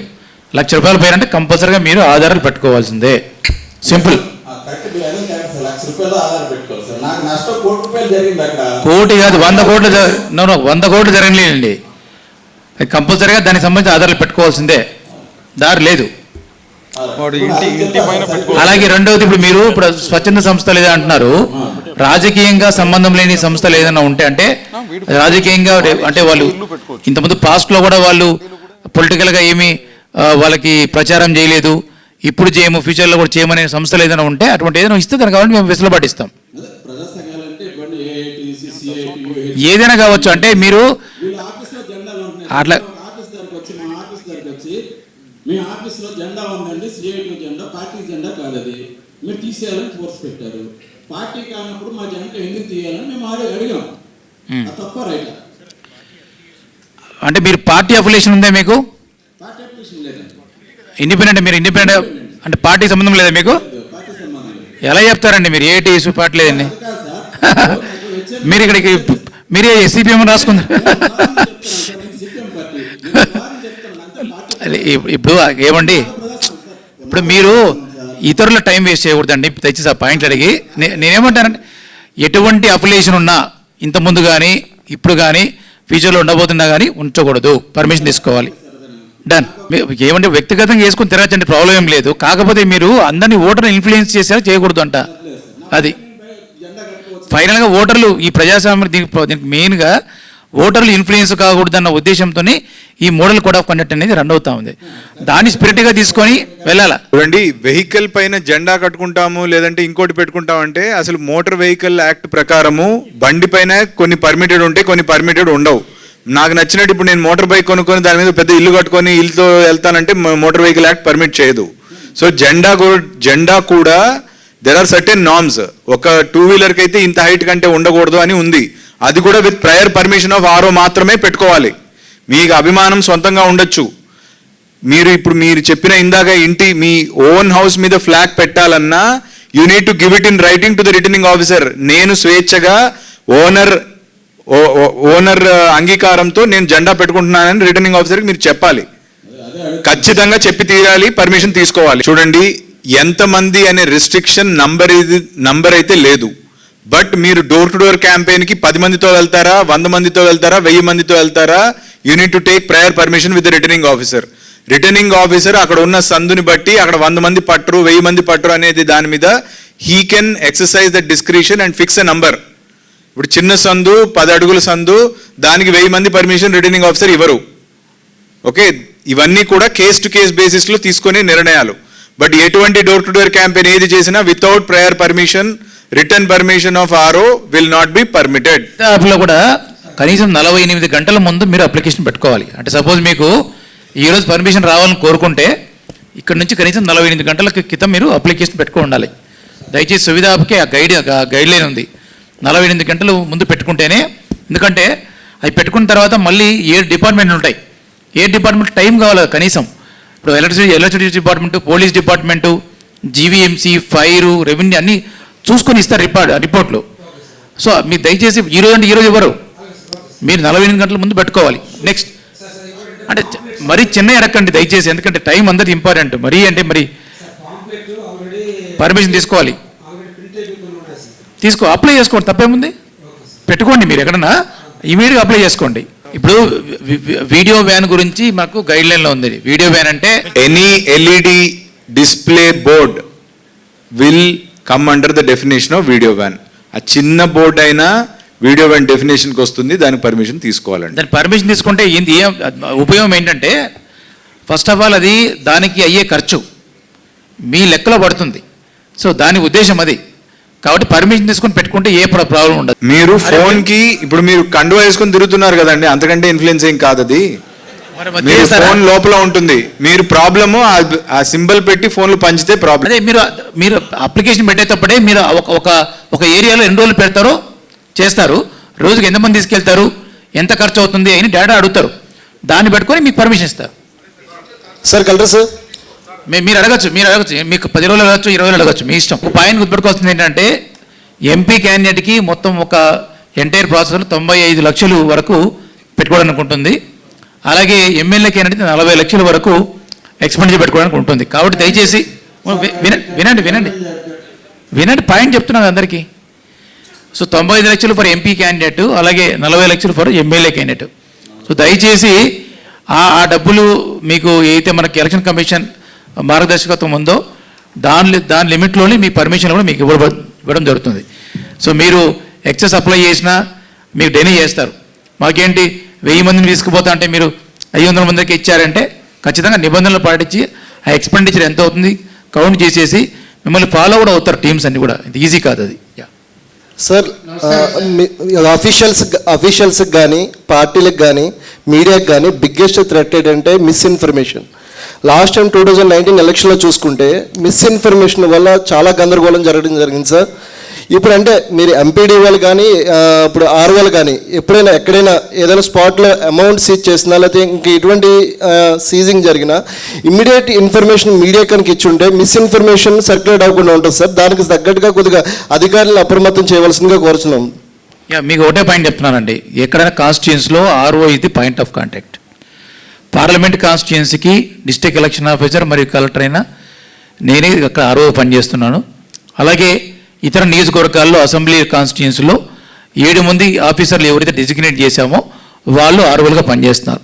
దయచేసి ఇటువంటి ఇష్యూస్ ఏదన్నా మీకు ఉంటే RO will be the point of contact. ఒకటి మీరంటూ కూడా వేగంగా రిపోర్ట్ ఇవ్వడానికి మేము ప్రయత్నం చేస్తున్నాం. ఎందుకంటే మాకు ఏదైనా సపోజ్ ఎక్స్ కంప్లైంట్ వచ్చింది, ఆ కంప్లైంట్ మీద మేము రూఢీకరించుకొని దాన్ని మళ్ళీ వెరిఫై చేసుకున్న తర్వాత రిపోర్ట్ రాసే క్రమంలో మేము కూడా మీకు ఇన్ఫర్మేషన్ పాస్ ఆన్ చేస్తాం. మీరు దయచేసి ఒకటే రిక్వెస్ట్ మీడియాకి ఏంటంటే మీరు ఓన్గా రాసే ప్రయత్నం చేయకండి, కన్ఫర్మేషన్ తీసుకోండి. ఎందుకంటే మిగతా టైం వేరు, ఈ టైం వేరు. సార్ అదే సార్ ప్రాబ్లం ఏంటంటే నేషనల్ మీడియా కానీ లోకల్ మీడియా కానీ అంటే పేపర్ని దృష్టిలో పెట్టుకుని మీరు అంటే 24 hours తర్వాత ఇద్దామనే ఉద్దేశంతో I&PR డిపార్ట్మెంట్ పనిచేస్తుంది సార్. బట్ ఏంటంటే ఇప్పుడు electronic media on the spot ఇవ్వాల్సిన పరిస్థితి వచ్చింది సార్. చాలా ప్రెజర్ కూడా మాకు ఆఫీస్ నుంచి ఉంటుంది. అందుకని మ్యాక్సిమం కొద్దిగా స్పాట్లు మాడిఫై చేస్తామండి. ఆల్రెడీ I&PR వాళ్ళకి ఇన్స్ట్రక్షన్స్ ఇవ్వడం జరిగింది. ఎందుకంటే మనకు రైట్ టైంలో క్విక్ రిపోర్ట్స్ కానీ క్విక్ ఇన్ఫర్మేషన్ కూడా మీకు పాస్ ఆన్ చేస్తాము. దయచేసి మా రిక్వెస్ట్ ఏంటంటే ఇంతకుముందు లాగట్లా కొన్ని అంత రకరకాలు రాసుకోవడం కాకుండా కన్ఫర్మేషన్ తీసుకొని రాసుకోండి. ఎందుకంటే ఇప్పుడు ఆల్రెడీ సిపి గారు చెప్పారు, మనకి ఒకటి రాంగ్ కంప్లైంట్ ఇస్తే సెక్షన్ 182 ప్రకారం మనకి పెనలైజ్ చేసడానికి స్కోప్ ఉంది. అలాగే రాంగ్గా మీరు ప్రింట్ చేసినా రాంగ్గా చిత్రీకరించినా కానీ దయచేసి మీడియా మీద కూడా యాక్షన్ తీసుకోవడానికి కూడా కొన్ని సెక్షన్లు ఉన్నాయి. కాబట్టి దయచేసి మీరు ఆ అవకాశం ఇవ్వకండి. మీరు కూడా ఎందుకు బాధ్యతగా వ్యవహరించండి. అండ్ మీకు ఏదైనా అనిపిస్తే అడగండి. మీకు ఆర్ఓకి ఫోన్ చేయండి.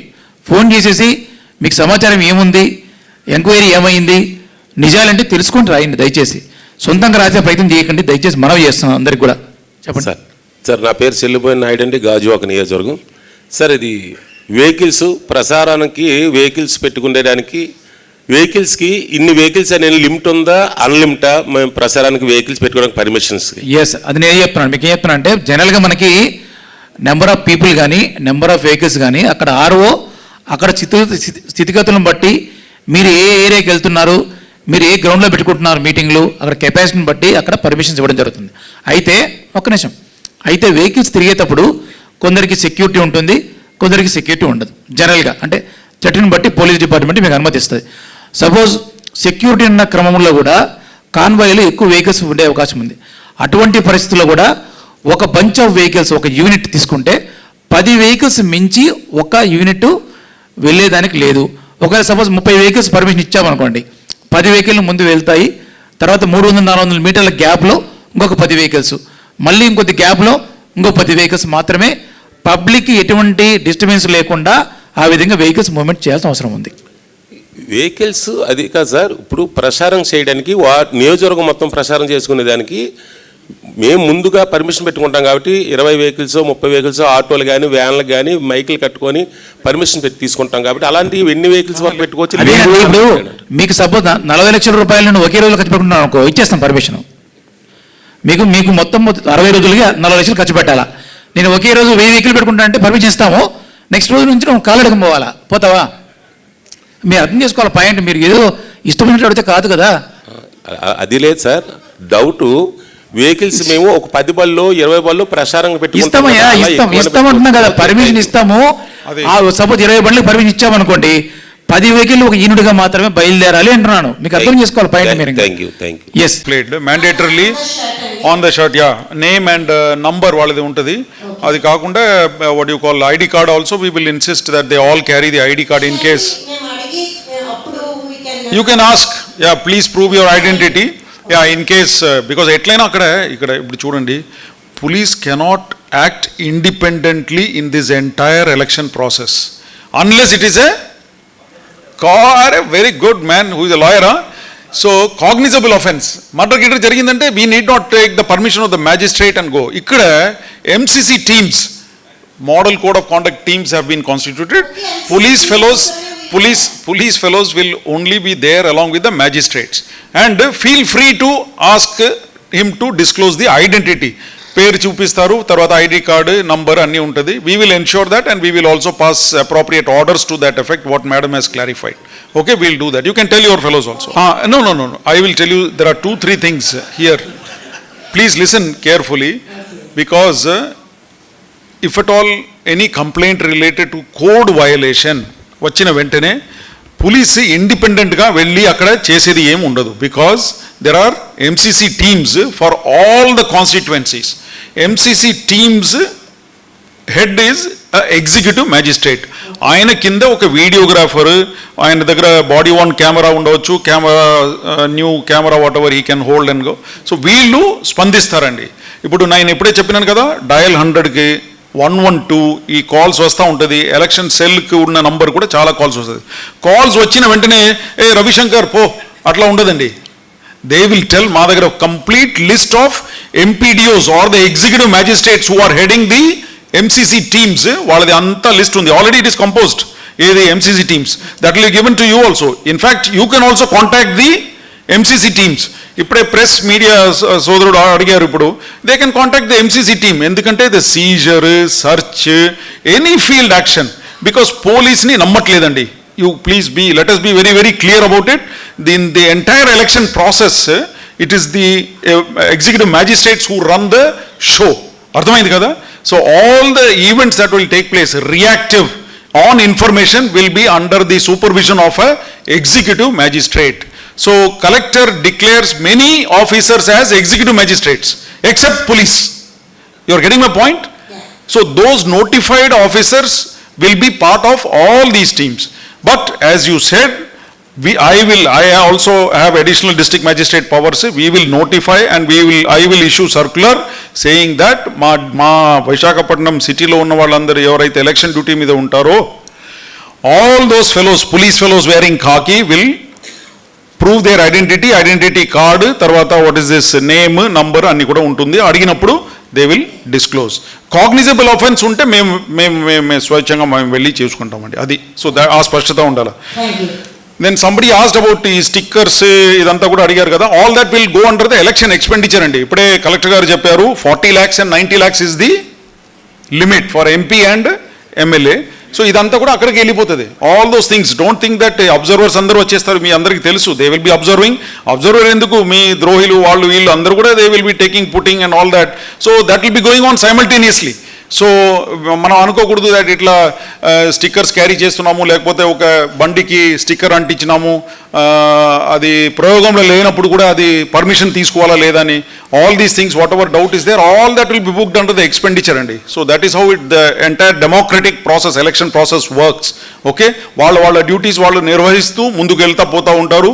But you may not even know that you have exceeded the expenditure, but this will all be booked and accounted for, because you know everybody has got mobile, video, anni record cheseskoni pedta untaru social media lo akkada ikkada, all information will be collected. Ippude somebody was talking about bank transactions, all will be monitored. There is something called suspicious transaction report.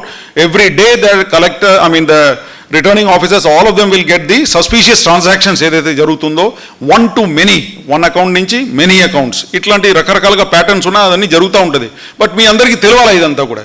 You should not say that మాకు తెలియదు ఇదంతా అని చెప్పేసి, or later you will be caught on the wrong side of the law. Okay, second, somebody asked about door to door campaign. Door to door campaign, you have to take permission. You cannot just like that 10 మందిని వెంబడి పెట్టుకొని మీరు అక్కడ వెళ్తున్నారు, వాళ్ళు ఇటు వస్తున్నారు, ఎక్కడెక్కడ కొట్టుకుంటున్నారు, అదంతా రకరకాలుగా issues we have seen. That is the reason we say and insist that you must take permission even for door to door campaign. Door to door క్యాంపెయిన్లో 60 మందిని 70 మందిని 100 మందిని తీసుకొని పోతారు, ఆర్ ఏ రూట్, దాంట్లో కూడా బండి పర్మిషన్, దాంట్లో all types of things will come అండి. ఇదంతా కూడా ఆర్ఓ గారు పరిగణలో తీసుకొని finally he will give. Police will give only NOC, no objection from our side with some conditions. అది ఇచ్చిన తర్వాత final orders for permission and everything will be given by the concerned returning officer. Okay. Then the last two things I wanted to talk about was the counting agents and all these agents who will be participating in the entire electoral process. And I wanted to request all the political parties and their representatives here, please give those things in advance so that వాళ్ళది ఏది legal ఇది antecedent verification. ఎందుకంటే there is something called intimidator. ఇటువంటి వాళ్ళందరూ కూడా polling బూత్లో they ideally rowdy sheeters with some criminal cases, murder, అవి ఇవి అన్నీ ఉంటాయి. They are not supposed to be inside the polling booth. So intimidators.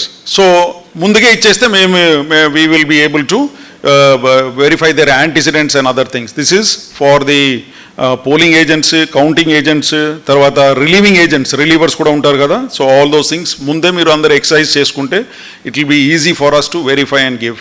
Because later ఏదైనా ఇట్లా అనుకోకుండా ఎవడో అటువంటి వాడిని లోపల పెట్టేసి జరిగిందంటే రీపోలు తర్వాత ఇతర విషయాలకు అవకాశం ఉంటుంది. So let us work together and ముందే ఇచ్చేస్తే we will be able to do justice.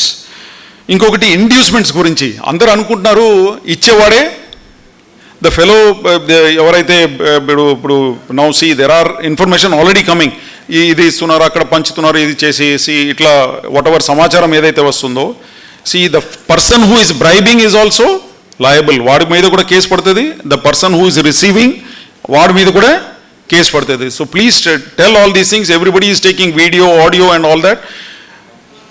definitely action has to be taken because ఇదంతా కూడా election commission is also monitoring, not only ఇక్కడ district level లో but state level లో and national level also. they have appointed many teams to monitor entire country's social media related reports and all that. So తప్పించుకోవడానికి అవకాశమే లేదు. So please take care that you people do not spread misinformation or disinformation. ఇప్పుడే press సోదరుడు ఇప్పుడే చెప్పారు that ఇట్లా ఈ విధంగా జరగడానికి అవకాశం ఉంది.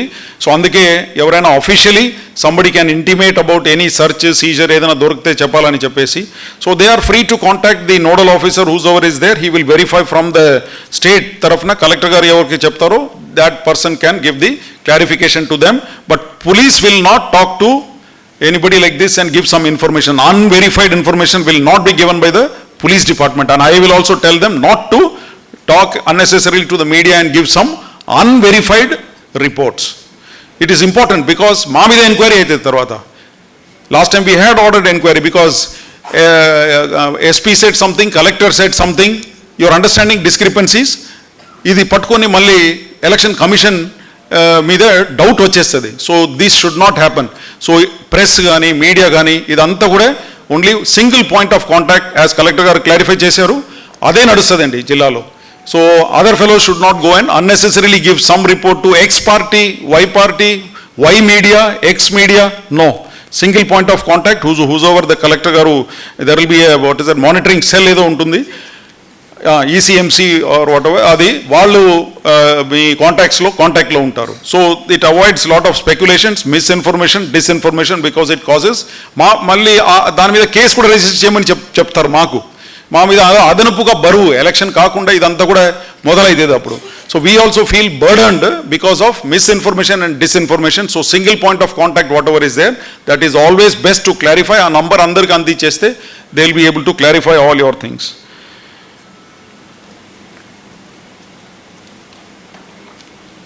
That is personal attacks. మతపరంగా ఒకటి, కమ్యూనిటీస్ దీని పరంగా ఎవరు మాట్లాడకుండా ఉంటే it is always good for all of us. Unnecessarily we will come into picture registering cases and all that. So communal lines, తర్వాత personal attacks on somebody. You can talk on policies and various other issues, but personal attacks on somebody's personal life and things like that, పెట్టి social మీడియాలో ఇదంతా కూడా పెట్టేసి, people are thinking that police cannot investigate if they go to dark web, అక్కడ ఇక్కడ post చేసేసి ఎవరో అకౌంట్లు క్రియేట్ చేసేసి ఏదో ఒక రోజు పట్టుకుంటామండి. టైం పడుతుంది కొద్దిగా, because you know that tracking అదంతా కూడా టైం పడుతుంది ఇదంతా. So please tell your guys also. ఆవేశంలో వచ్చేసి పార్టీ కార్యకర్తలు వాళ్ళు వీళ్ళు ఇదంతా వాళ్ళకు పని మాకు పని పెట్టేసి చేయకుండా ఉంటే it is always better. Let us as collector గారు and our JC they both are telling that it let it be a very level playing ground and let it be fair and square instead of doing some personal attacks and things like that and unnecessarily bringing the police into the whole thing. Last is the grievance committee only untundandi district level lo. If at all you మీ అందరికీ ఏదైనా బాధ ఏదైనా problem ఉంటే ఎవరి మీద అయినా grievance committee, దాంట్లో police వాళ్ళు ఉండరు. Grievance committee will be there. That will be I think chaired by the I think he will give you the details. వాళ్ళకి వెళ్ళి మీరు చెప్పుకోవచ్చు. Grievance committee 3-member committee అండి. So that will solve all your problems. Anything you have, you can always approach the grievance committee. Okay, that will be established by the collector. Thank you.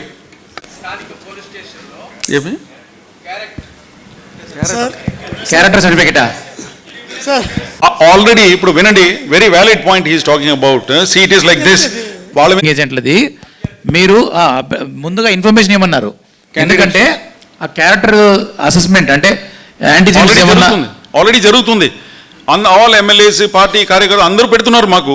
మేము మా దగ్గర ఉన్న CCTNS మా criminal database ఏదైతే ఉందో కంప్యూటర్లో ఉంది కదా మొత్తం రాష్ట్ర వ్యాప్తంగా, దాంట్లో నుంచి తీసేసి వి ఆల్వేస్ చెక్ ఫర్ ఇండియాలో ఎక్కడ క్రైమ్ ఉంటే కూడా we check in that and giving already దాదాపు మోర్ దెన్ 100-200 అభ్యర్థులు వాట్ ఇస్ దట్ క్యాండిడేట్స్ వాళ్ళందరూ కూడా మాకు పంపిస్తూ ఉన్నారు. మేము రిప్లై ఇస్తూ ఉన్నాం, చెక్ చేసేసి no case is found in this thing అని చెప్పేసి అన్ని రిప్లైలు ఇస్తూ ఉన్నాము. ఎవరికి? ఎలక్షన్ ఆఫీసర్కి. తర్వాత వాళ్ళు కూడా దే విల్ ఫైల్. అర్థమైంది కదా? When they file for the candidature ఈ certificate is important because if is a convict, if is already convicted and all that he cannot, you understand నా? సో అది ఆల్రెడీ ప్రాసెస్ జరుగుతూ ఉంది. Sir please మీరు ఇప్పటికే కానీ మిస్యూజ్ ఆఫ్ ఫండ్స్ కానీ distribution of funds కానీ మా మీద కేసు పెడతా అంటున్నారు. ఎలా పెడతారు సార్? మా మీద ప్రజల మీద కేసులు పెడతారు మీరు సార్?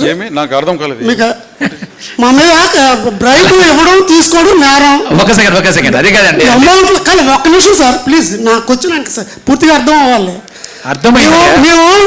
మీరు ఎవరో డబ్బులు పంచుతున్నారు. నేను ఫోన్ చేశాను సార్ మీకు, సార్ ఇక్కడ పలానా చోట పలానా గుంపుగా ఫోన్ చేశారు మీరు? మీకే ఫోన్ చేస్తాం అనుకోండి సార్. మీరు అక్కడికి మీ టీం వెళ్ళేటప్పటికి డబ్బులు పంచట్లేదు, ఎవరు లేరు, వెళ్ళిపోయారు అందరూ. మీరు మిస్కమ్యూనికేషన్ నాకు ఇచ్చారు కాబట్టి మీ మీద కేసు పెడతామంటే ప్రజలు భయాభ్రాంతులు అవుతారు. దయచేసి మీరు డిస్టర్బ్ చేయకండి. కేసులు పెడతామని కాదు మీనింగ్, అది నా ఉద్దేశం ఏంటంటే భయం వస్తుంది సార్ మాకు. చెప్పారు కదా పాయింట్. మీరు I will answer his question because I told this. I will clarify. ఇప్పుడు పోలీస్ ఇప్పుడు మీరు కంప్లైంట్ ఇచ్చారనుకోండి, వెంటనే వచ్చి మిమ్మల్ని పట్టుకోవడం కాదు. Supposing you given information that Ravishankar is a terrorist, మేము వెరిఫై చేస్తామండి. It is not that. And మాకు తెలుసు, ఇంత అనుభవం ఉంది మాకు వెరిఫై చేసుకోవడానికి, whether it is a mala fide complaint you have given against a genuine candidate or not. అర్థమైంది కదా మీ అందరికీ? Please be very very clear about it. Police is not a pool. ఏమి పక్క ఆధారంతో పట్టుకుని వేసేస్తాం. అర్థమైంది కదా? That is it. It is, you should be very clear అండి. We will verify. అనవసరంగా లేనిపోని వాడిని తీసుకొచ్చి ఇరికిచ్చి పెట్టడం ఇది at least as long as I'm commissioner here we will not be allowing all that. Please be very clear about it. Yeah ఓవరాల్గా పార్టీకి ఎంత చూసుకొని మళ్ళీ సమంగా డివైడ్ చేస్తారు లాస్ట్లో. అది ఎక్స్పెండిచర్ అబ్జర్వర్ చూసుకుంటారు, పర్మిషన్ తీసుకోవాలి. ఫ్లాగ్ వరకు అంటే ఇప్పుడు నా పాయింట్ ఎక్కడ వర్తిస్తుందంటే, సపోజ్ ఒక ఎక్స్ అనే ఒక పార్టీని ఎగ్జాంపుల్, ఎక్స్ పార్టీ వాళ్ళు పెద్ద ఒక రోడ్డు పక్కన ఒక పెద్ద ఇండ్లు ఉంది. ఆ ఇంటి ముందర ఏదైనా ఆల్రెడీ ఒక ఎగ్జిస్టింగ్ హోర్డింగ్ ఉంది, అది ప్రైవేట్ హోర్డింగ్ ఎగ్జాంపుల్ లెట్సే. ఆ హోర్డింగ్లో పెట్టుకోవాలంటే అది దాని ఓనర్ ఎవరు? ఆ ఇంటి తాలూకా వ్యక్తి ఓనరు. ఆ ఓనర్ దగ్గర మీరు పర్మిషన్ తీసుకుని అది 3 రోజుల లోపల ఆర్ఓకి ఇస్తే ఆర్ఓ మీకు పర్మిషన్ ఇస్తారు. అంటే పెద్ద పెద్ద విషయాలు. మరి చిన్న చిన్న వాడికి చేసే మిషనరీ సరిపోదు, ఇంకా మిషనరీకి దీనికే ఉంటుంది. ఇంకా ఎలక్షన్ చేయలేదు ఇంకా మీరు అలా మీరు దాని అది పార్టీకి సంబంధం ఉండదు, అది ఉండదు ఎన్నటి కాదు. ఇండిపెండెంట్ ఒక కార్యకర్తకి ఏముండదు. అదేనండి, ఓటర్కి ఏముండదండి, ఓన్లీ పార్టీకి క్యాండిడేట్లకి పర్మిషన్ తీసుకుని పెట్టుకోవచ్చు. ఉంచుకోకూడదు, తీసేయాల్సిందే. ఎస్. అలాగే ఒక సెకండ్, నామినేషన్ చాలా ఇంపార్టెంట్ ప్రోగ్రామ్ ఇది. రెండోది ఏంటంటే పెయిర్ ఆర్టికల్స్ అండి, పెయిర్ ఆర్టికల్స్. ఆ పాయింట్ కూడా మర్చిపోయాను నేను. ఒక సెకండ్ ఒక్క నిమిషం అండి, మాట్లాడించి చెప్పండి. పెయిర్ ఆర్టికల్స్ సంబంధించి ఒక వ్యక్తి ఏదైనా ఒక వ్యక్తి మీద అంటే అతన్ని ఒక క్యాండిడేట్ని ప్రమోట్ చేస్తూ పెయిర్ ఆర్టికల్స్ ఏమైనా రాస్తే ఖచ్చితంగా ఆ పెయిర్ ఆర్టికల్స్ కూడా మనకి ఎంసీఎంసీ ఉంది, media certification and monitoring committee, MCMC. ఆ ఎంసీఎంసీ వాళ్ళు దాన్ని మళ్ళీ సుయమటగా తీసుకొని లేదంటే కంప్లైంట్ మీద తీసుకొని దాన్ని అసెస్ చేసి అది పెయిడ్ ఆర్టికలా జనరల్ ఆర్టికలా అనేది కూడా తీసుకొని, పెయిడ్ ఆర్టికల్ అయితే ఖచ్చితంగా మళ్ళీ ఆ ఆర్టికల్ తాలూకా ఎంత ఎక్స్టెంట్లో రాశారు, ఎంత స్పేస్లో రాశారు, దానికి ఎంత ఖర్చు అవుతుందో చూసుకొని మళ్ళీ క్యాండిడేట్ అకౌంట్లో కూడా వేయాల్సి వస్తుందండి. దయచేసి మీడియా మిత్రులకి అలాగే క్యాండిడేట్లు కూడా ఇది మీకు దీన్ని చాలా ఇంపార్టెంట్ పాయింట్ గుర్తుపెట్టుకోవాలి. పెయిడ్ ఆర్టికల్స్ ఏ విధంగా కూడా అనుమతి లేదు. నెక్స్ట్ ఇప్పుడు నామినేషన్ మీద డిఆర్ గారు చెప్తారు. ఇది అయిన తర్వాత డౌట్ ఉంటే అడగండి దయచేసి. సంబంధించినటువంటి ప్రెసిడెంట్ గారు దానికి ముందుగా నోటిఫికేషన్ ఇస్తారు. అలాగే అసెంబ్లీకి సంబంధించిన ఎన్నికైతే గవర్నర్ గారు నోటిఫికేషన్ ఇస్తారు. ఆ నోటిఫికేషన్ని బేస్ చేసుకొని కన్సర్న్డ్ ఆర్ఓ గారు ఆ నియోజకవర్గం తాలూకు అక్కడ పబ్లిక్ నోటీస్ ఇవ్వడం జరుగుతుంది. ఆ ఎన్నిక తాలూకు పబ్లిక్ నోటీస్ ఆయన రిలీజ్ చేస్తారు. సో దీనికి సంబంధించినంతా కూడా మీ అందరికీ కూడా అవగాహన ఉంది. ఇక్కడ ఉన్న వాళ్ళందరూ కూడా సీనియర్లు. తర్వాత ప్రాపర్గా ఈ నోటీస్ అనేది ఇవ్వటం అనేది అత్యంత ప్రధానమైనది. అందుకే ఎన్నికల ప్రక్రియలో form 1 notice issued by the ఆర్ఓని చాలా ఇంపార్టెంట్. దాంట్లో క్లియర్ కట్గా ఎవరు ఇవ్వాలి, అలాగే ఎక్కడ నామినేషన్ తీసుకోవాలి, ఎవరు తీసుకోవాలి, స్క్రూటినీ ఎక్కడ జరుగుతుంది, ఈ వివరాలన్నింటినీ కూడా చాలా స్పష్టంగా ఆ నోటీసులో ఉంటాయి. కాబట్టి ఆ నోటీస్ అనేది చాలా కీలకమైనటువంటి అంశం. దీంట్లో స్పెసిఫైడ్ ఎలక్షన్, ఏ ఎలక్షన్ అనేది క్లియర్గా ఉంటుంది. అది పార్లమెంటుకు సంబంధించినటువంటి అభ్యర్థి ఎన్నిక లేకపోతే అసెంబ్లీకి తాలూకు అభ్యర్థి ఎన్నిక అనేది క్లియర్గా ఉంటుంది. దాంట్లో ప్లేసు ఇవన్నీ కూడా మెన్షన్ చేయడం జరుగుతుంది. ఎక్కడ తీసుకుంటామన్న వివరాలన్నీ కూడా స్పష్టంగా ఉంటాయి దాంట్లో.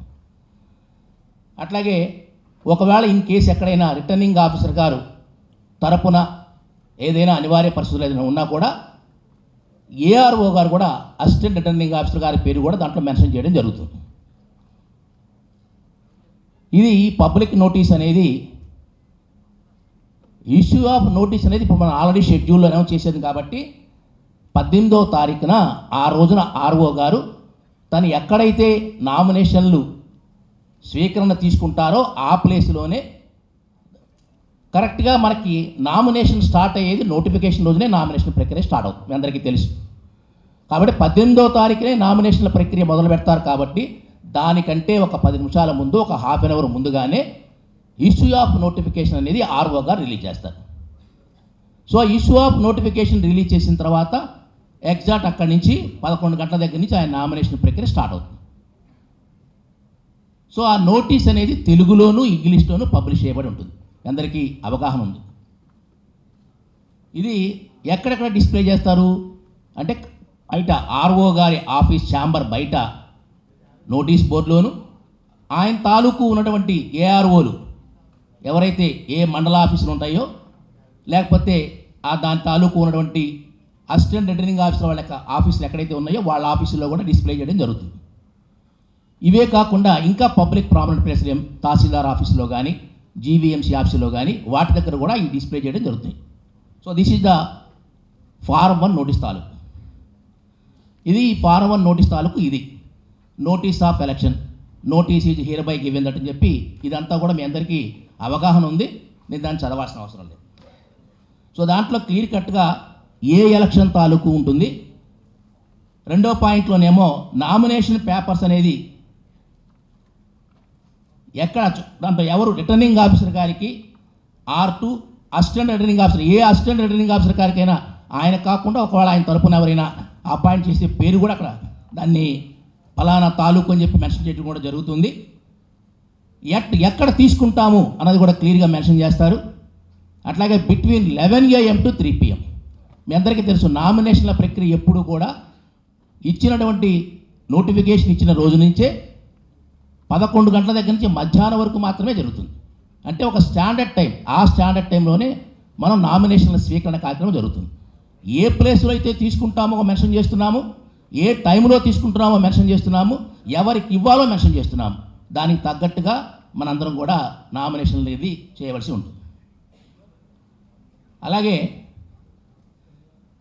ఈ నామినేషన్ పేపర్ అనేది మీరు తీసుకున్న తర్వాత దానికి స్క్రూట్నీ అనేది ఎప్పుడు జరుగుతుంది.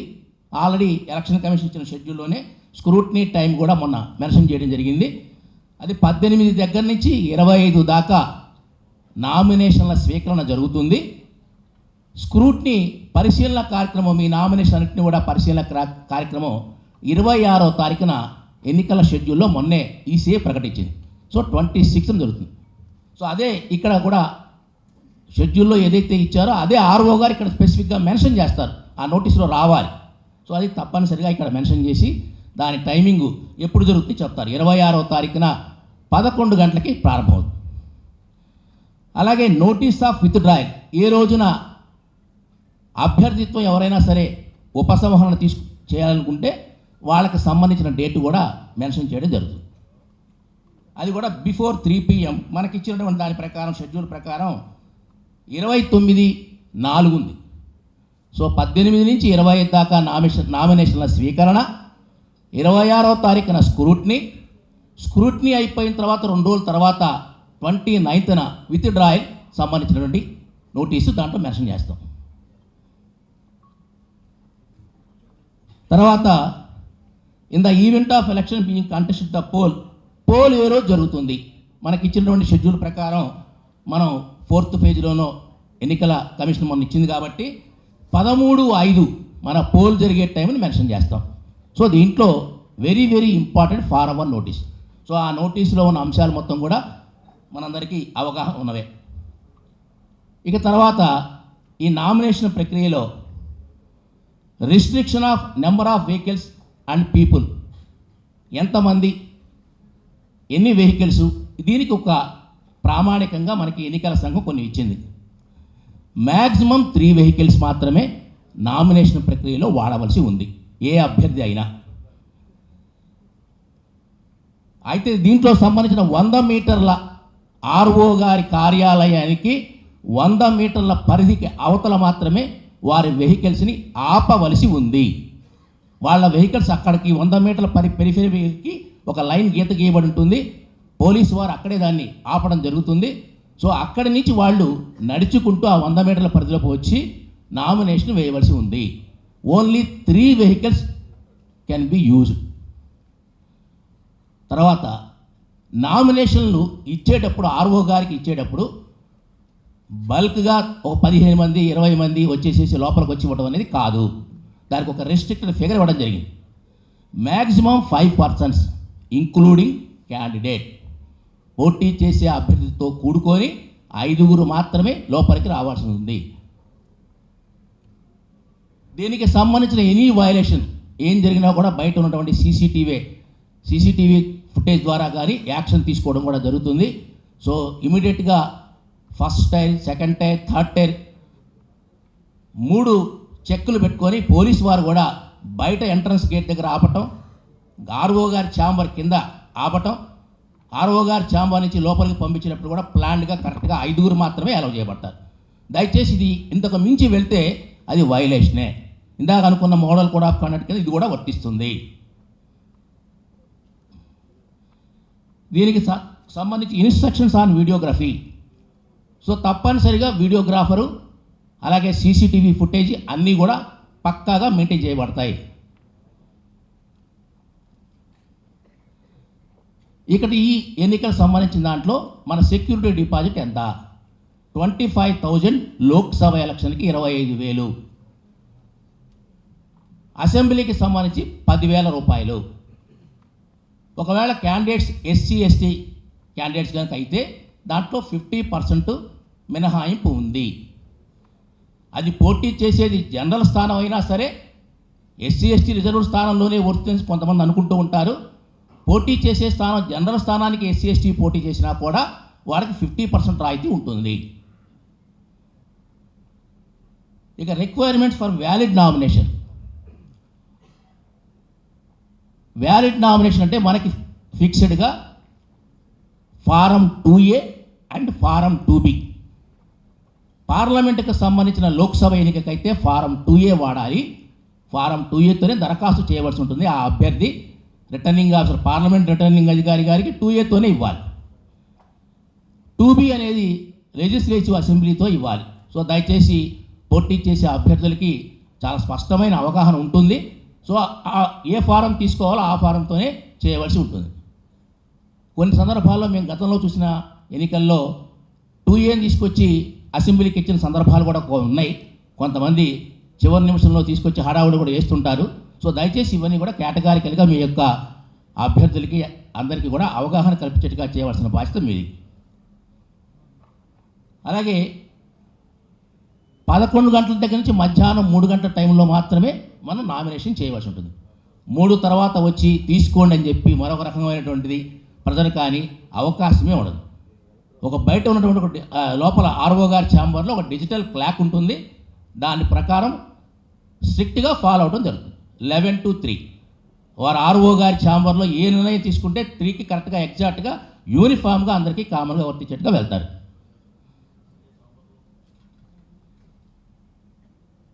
Requirement for valid nomination.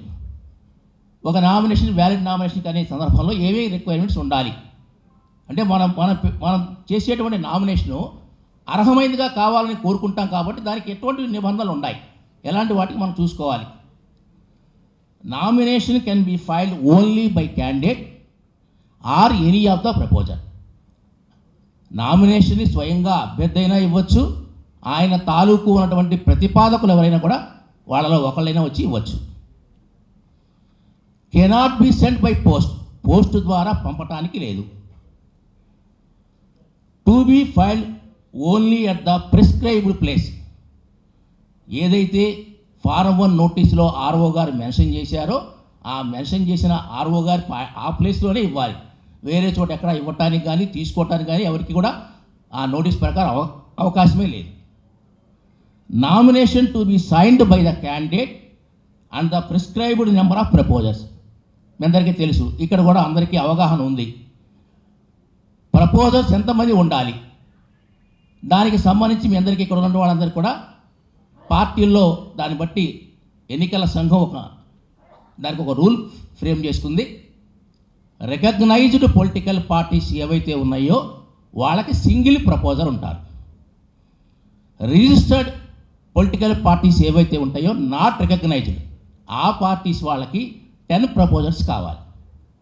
అలాగే ఇండిపెండెంట్ క్యాండిడేట్ కూడా 10 ప్రపోజర్స్ కావాలి. సో ఈ నిబంధనలకి ఉంటేనే అది అర్హమైనటువంటి దాని కిందకి వెళ్తుంది. ఒకవేళ పోటీ చేసే అభ్యర్థి రికగ్నైజ్డ్ పార్టీ కింద నాకు ఫారం ఏ ఫారం బి వస్తుందని అని చెప్పి ఆయన ఒక ప్రపోజల్తోనే పెట్టి మనకు స్క్రూటినీ టైం నాటికి ఆ form A form B last making nomination రోజు ఇవ్వలేకపోతే అది అనర్హమైనదిగా వెళ్ళిపోతుంది. ఎందుకని ఆల్రెడీ ఆయన ఒక పార్టీ తరఫున పెట్టినప్పుడు పార్టీకి ఒక ప్రపోజల్తోనే పెట్టున్నాడు అనుకోని ఒక ప్రపోజల్ పెట్టినప్పుడు దానికి ఫారం ఏ ఫారం బి రాలేదు. రానప్పుడు అతను ఇండిపెండెంట్గానే పరిగణించాలి. ఇండిపెండెంట్గా పరిగణించినప్పుడు మరి 10 మంది ప్రపోజర్స్ ఉండి తీరాలి. అది లేదు కాబట్టి అది అనర్హమైనదిగా వెళ్ళిపోతుంది. సో ఇట్లాంటివన్నీ కూడా కేటగారికల్గా మీకు అవగాహన ఉండాలి. కెనాట్ బీ ఫైల్డ్ అనే పబ్లిక్ హాలిడే. నామినేషన్ అన్నీ కూడా మనం ఇచ్చేటప్పుడు కూడా ఏ రోజు నుంచి మనకు చెప్పింది 18 నుంచి 25 వరకు, అంటే గురువారం నుంచి మొదలుపెట్టి మరలా గురువారం దాకా ఉంది. మధ్యలో ఆదివారం వచ్చింది. ఆదివారం పబ్లిక్ హాలిడే. ఆ పబ్లిక్ హాలిడే రోజు నామినేషన్లు ఉండవు. ఇక తర్వాత prescribed number of proposers. Recognised పార్టీకి ఇంతకుముందు మాట్లాడుకున్నాం 1 ప్రపోజర్. ఫర్ ఆల్ అదర్ క్యాండిడేట్స్కి అంటే రిజిస్టర్డ్ కానీ ఇండిపెండెంట్స్ కానీ ఎవరికైనా సరే 10 మంది ప్రతిపాదకులు కావాలి. ఈ ప్రతిపాదకులు అందరూ కూడా ఆ నియోజకవర్గం వాళ్ళ అభ్యర్థులే, ఆ నియోజకవర్గంలో ఓటర్ అయి ఉండాలి. ఇది మీ అందరికీ కూడా అవగాహన ఉంది. పోటీ చేసే అభ్యర్థి పార్లమెంట్ అభ్యర్థి అయితే ఆయన ఆ పార్లమెంట్ నియోజకవర్గంలో ఓటర్గా ఉండాల్సిన అవసరం లేదు. ఎక్కడ ఉన్నా దాని తాలూకు కాపీ ఆఫ్ ఎక్స్ట్రాక్ట్ తీసుకొచ్చి ఫైల్ చేయొచ్చు. అట్లాగే పోటీ చేసే అభ్యర్థి ఆ నియోజకవర్గంలో ఓటు లేకపోయినా పర్లేదు, ఆయనకి ఎక్కడైతే ఓటు ఉందో రాష్ట్ర అసెంబ్లీలో దాని తాలూకు కాపీ ఎక్స్ట్రాక్ట్ తీసుకొచ్చి ఫైల్ చేయొచ్చు. తర్వాత ఇల్లిటరేట్ ప్రపోజల్స్ ఉంటే, అంటే ప్రతిపాదనలో ఎవరైనా సంతకం పెట్టలేని వాళ్ళు ఉన్నట్టయితే దానికి సంబంధించిన థంబ్ ఇంప్రెషన్ తీసుకొని దాన్ని కూడా అటెస్ట్ చేయవలసిన అవసరం కూడా ఉంటుంది. ఇవి దీనికి సంబంధించినటువంటి వివరాలు. ఇకపోతే ప్రపోజల్స్ యొక్క క్లారిఫికేషన్ ఇంతకుముందే మనం మాట్లాడుకున్నాము. సో అవన్నీ కూడా దీంట్లో వచ్చిన అంశాలే. రిజర్వ్డ్ కాన్స్టిట్యున్సీకి సంబంధించిన దాంట్లో ఎస్సీ ఎస్టీ సంబంధించినటువంటి ఏవైతే కాన్స్టిట్యున్సీస్ ఉన్నాయో వాటి తాలూకు పోటీ చేసే అభ్యర్థులు తప్పనిసరిగా ఆ క్యాస్ట్ సర్టిఫికెట్ని దాంతో కలిపి జతపరచవలసి ఉంటుంది.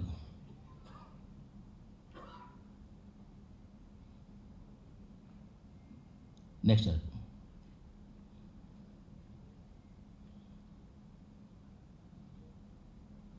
Other documents to be filed with nomination paper. Already మీకు ఫారం 2A పార్లమెంట్కి, అసెంబ్లీకి అయితే ఫారం 2B అనే ఐడియా ఉంది. ఇప్పుడు వీటి తర్వాత ఆ నామినేషన్ ఫారంతో పాటు ఇంక ఏమి జతపరచాలి? నామినేషన్ ఫారంతో పాటు అదర్ డాక్యుమెంట్స్ మనకి ఎలక్షన్ కమిషన్ ఆఫ్ ఇండియా ఇచ్చిన ఆరం ప్రకారం ఒక అఫిడవిట్, నెక్స్ట్ ఫారం 26 అనే ఒక అఫిడవిట్ ఉంటుంది. ఆ 26 అనేది అఫిడవిట్ అనేది తప్పనిసరిగా దాంట్లో అన్ని కాలమ్స్ అవి కూడా జాగ్రత్తగా పూర్తి చేసి, ఒకవేళ ఏదైనా నేర చరిత్ర కానీ ఏదైనా విషయాలు కానీ వాళ్ళ ఫ్యామిలీ విషయాలు కానీ అసెట్స్ కానీ లయబిలిటీస్ కానీ అన్ని వివరాలని ఆ ఫారం 26 అఫిడవిట్లో ఇవ్వాలని చెప్పి ఆల్రెడీ దీనికి సంబంధించిన ఈసీఐ లెటర్ గత 2 ఎలక్షన్స్ బట్టి కూడా మనం ఫాలో అవుతూ ఉన్నాం. ఇది నామినేషన్ పేపర్తో పాటు అఫిడవిట్ ఫారం 26 కలిపి మీరు 18వ తారీఖు నామినేషన్ రోజునే మీరు ఎవరైనా ఫైల్ చేస్తే చేయొచ్చు. ఆ చేసినప్పుడు అదే రోజున ఫారం 26 ఫుల్గా అన్ని జాగ్రత్తగా ఏ కాలమ్స్ వదిలిపెట్టకుండా పూర్తి చేసి ఇవ్వచ్చు. ఒకవేళ ఎక్కడైనా సరే దాన్ని మీరు పూర్తి చేయడానికి లేటు అయిందనుకున్నా కూడా ఓన్లీ నామినేషన్ ఫారం ఇచ్చి వీటిని ఇవ్వటానికి last date of making nomination రోజు నాటికి తప్పనిసరిగా ఇవ్వాలి. అంటే మనం ఇచ్చేటువంటి ఏదైతే ఫారం 2B కానీ 2Aతో పాటు జతపరచవలసిన వాటిలో ముఖ్యమైన డాక్యుమెంట్ ఇది 26 అనేది ఫారం 26 అనేది మీ యొక్క ఆస్తులు, మీకున్నటువంటి అప్పులు, విద్యార్హతలు అన్ని వివరాలని తప్పనిసరిగా ఇవ్వాలని నిబంధన ఉంది. కాబట్టి ఇది జతపరిచి ఇవ్వాల్సి ఉంటుంది. ఇది ఒకవేళ ఆ రోజున మీరు నామినేషన్ ఫైల్ చేసి రోజు ఇవ్వలేకపోయినా దానికి లాస్ట్ డేట్ కరెక్ట్గా చివరి రోజు తప్పనిసరిగా ఇచ్చి తీరవలసి ఉంటుంది. దీని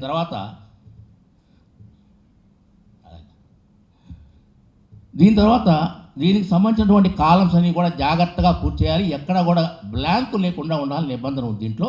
దయచేసి అందరూ కూడా ఇది గమనించాల్సిన కోరుతున్నాం. దీని తర్వాత ఈ అఫిడవిట్లోనే నోటరీ తప్పనిసరిగా చేయవలసి ఉంటుంది. అది కూడా జాగ్రత్తగా చూసుకోవాల్సి ఉంటుంది.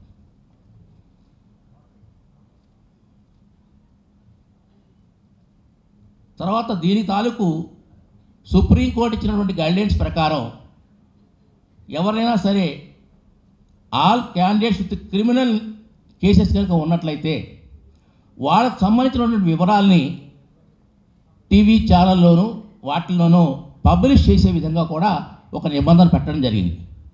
దీని తాలూకు మీరు ఎవరైతే దాని తాలూకు ఉన్నటువంటి అభ్యర్థులు ఉన్నారో వాళ్ళు తప్పనిసరిగా ఈ C1 అనేది ఇవ్వవలసి ఉంటుంది. ఆ తప్పనిసరిగా C1 అనేది రిటర్నింగ్ ఆఫీసర్ గారికి మీరు పబ్లిష్ చేసినట్టుగా చూపవలసి కూడా ఉంటుంది. ఒకవేళ C1, C2, C3 అని ఇలా ఉంటాయి వరుసగా. దాంట్లో C3 అనేది రిటర్నింగ్ అధికారి గారు ఒకవేళ మీరు దాని తాలూకు ఏదైనా ఉంటే నోటీస్ ఇవ్వడానికి వారు వాడతారు. ఇది రిటర్నింగ్ ఆఫీసర్ గారు ఇచ్చే C3.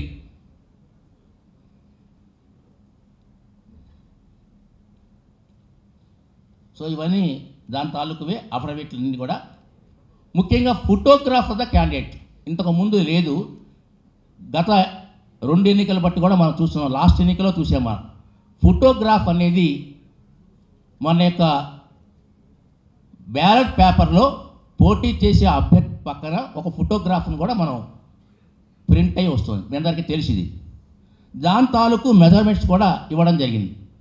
ఈ మెజర్మెంట్స్ ఏవైతే ఉన్నాయో 2 x 2.5 సెంటీమీటర్స్ మెజర్మెంట్ ఉన్న ఫోటోగ్రాఫ్ను కూడా మీరు లేటెస్ట్ 3 నెలల ముందు నోటిఫికేషన్కి ముందు ఉన్న 3 నెలల కలర్ కానీ బ్లాక్ అండ్ వైట్ ఫోటో కూడా ఒక 3 కాపీలు మీరు ఇవ్వాలి.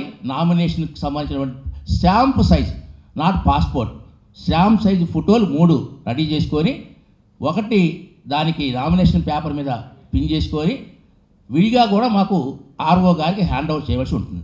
ఎందుకంటే రేపు ఉదయం బ్యాలెట్ పేపర్ మీద పెట్టేటప్పుడు 7Aలో ఇది మెన్షన్ చేయడం జరుగుతుంది.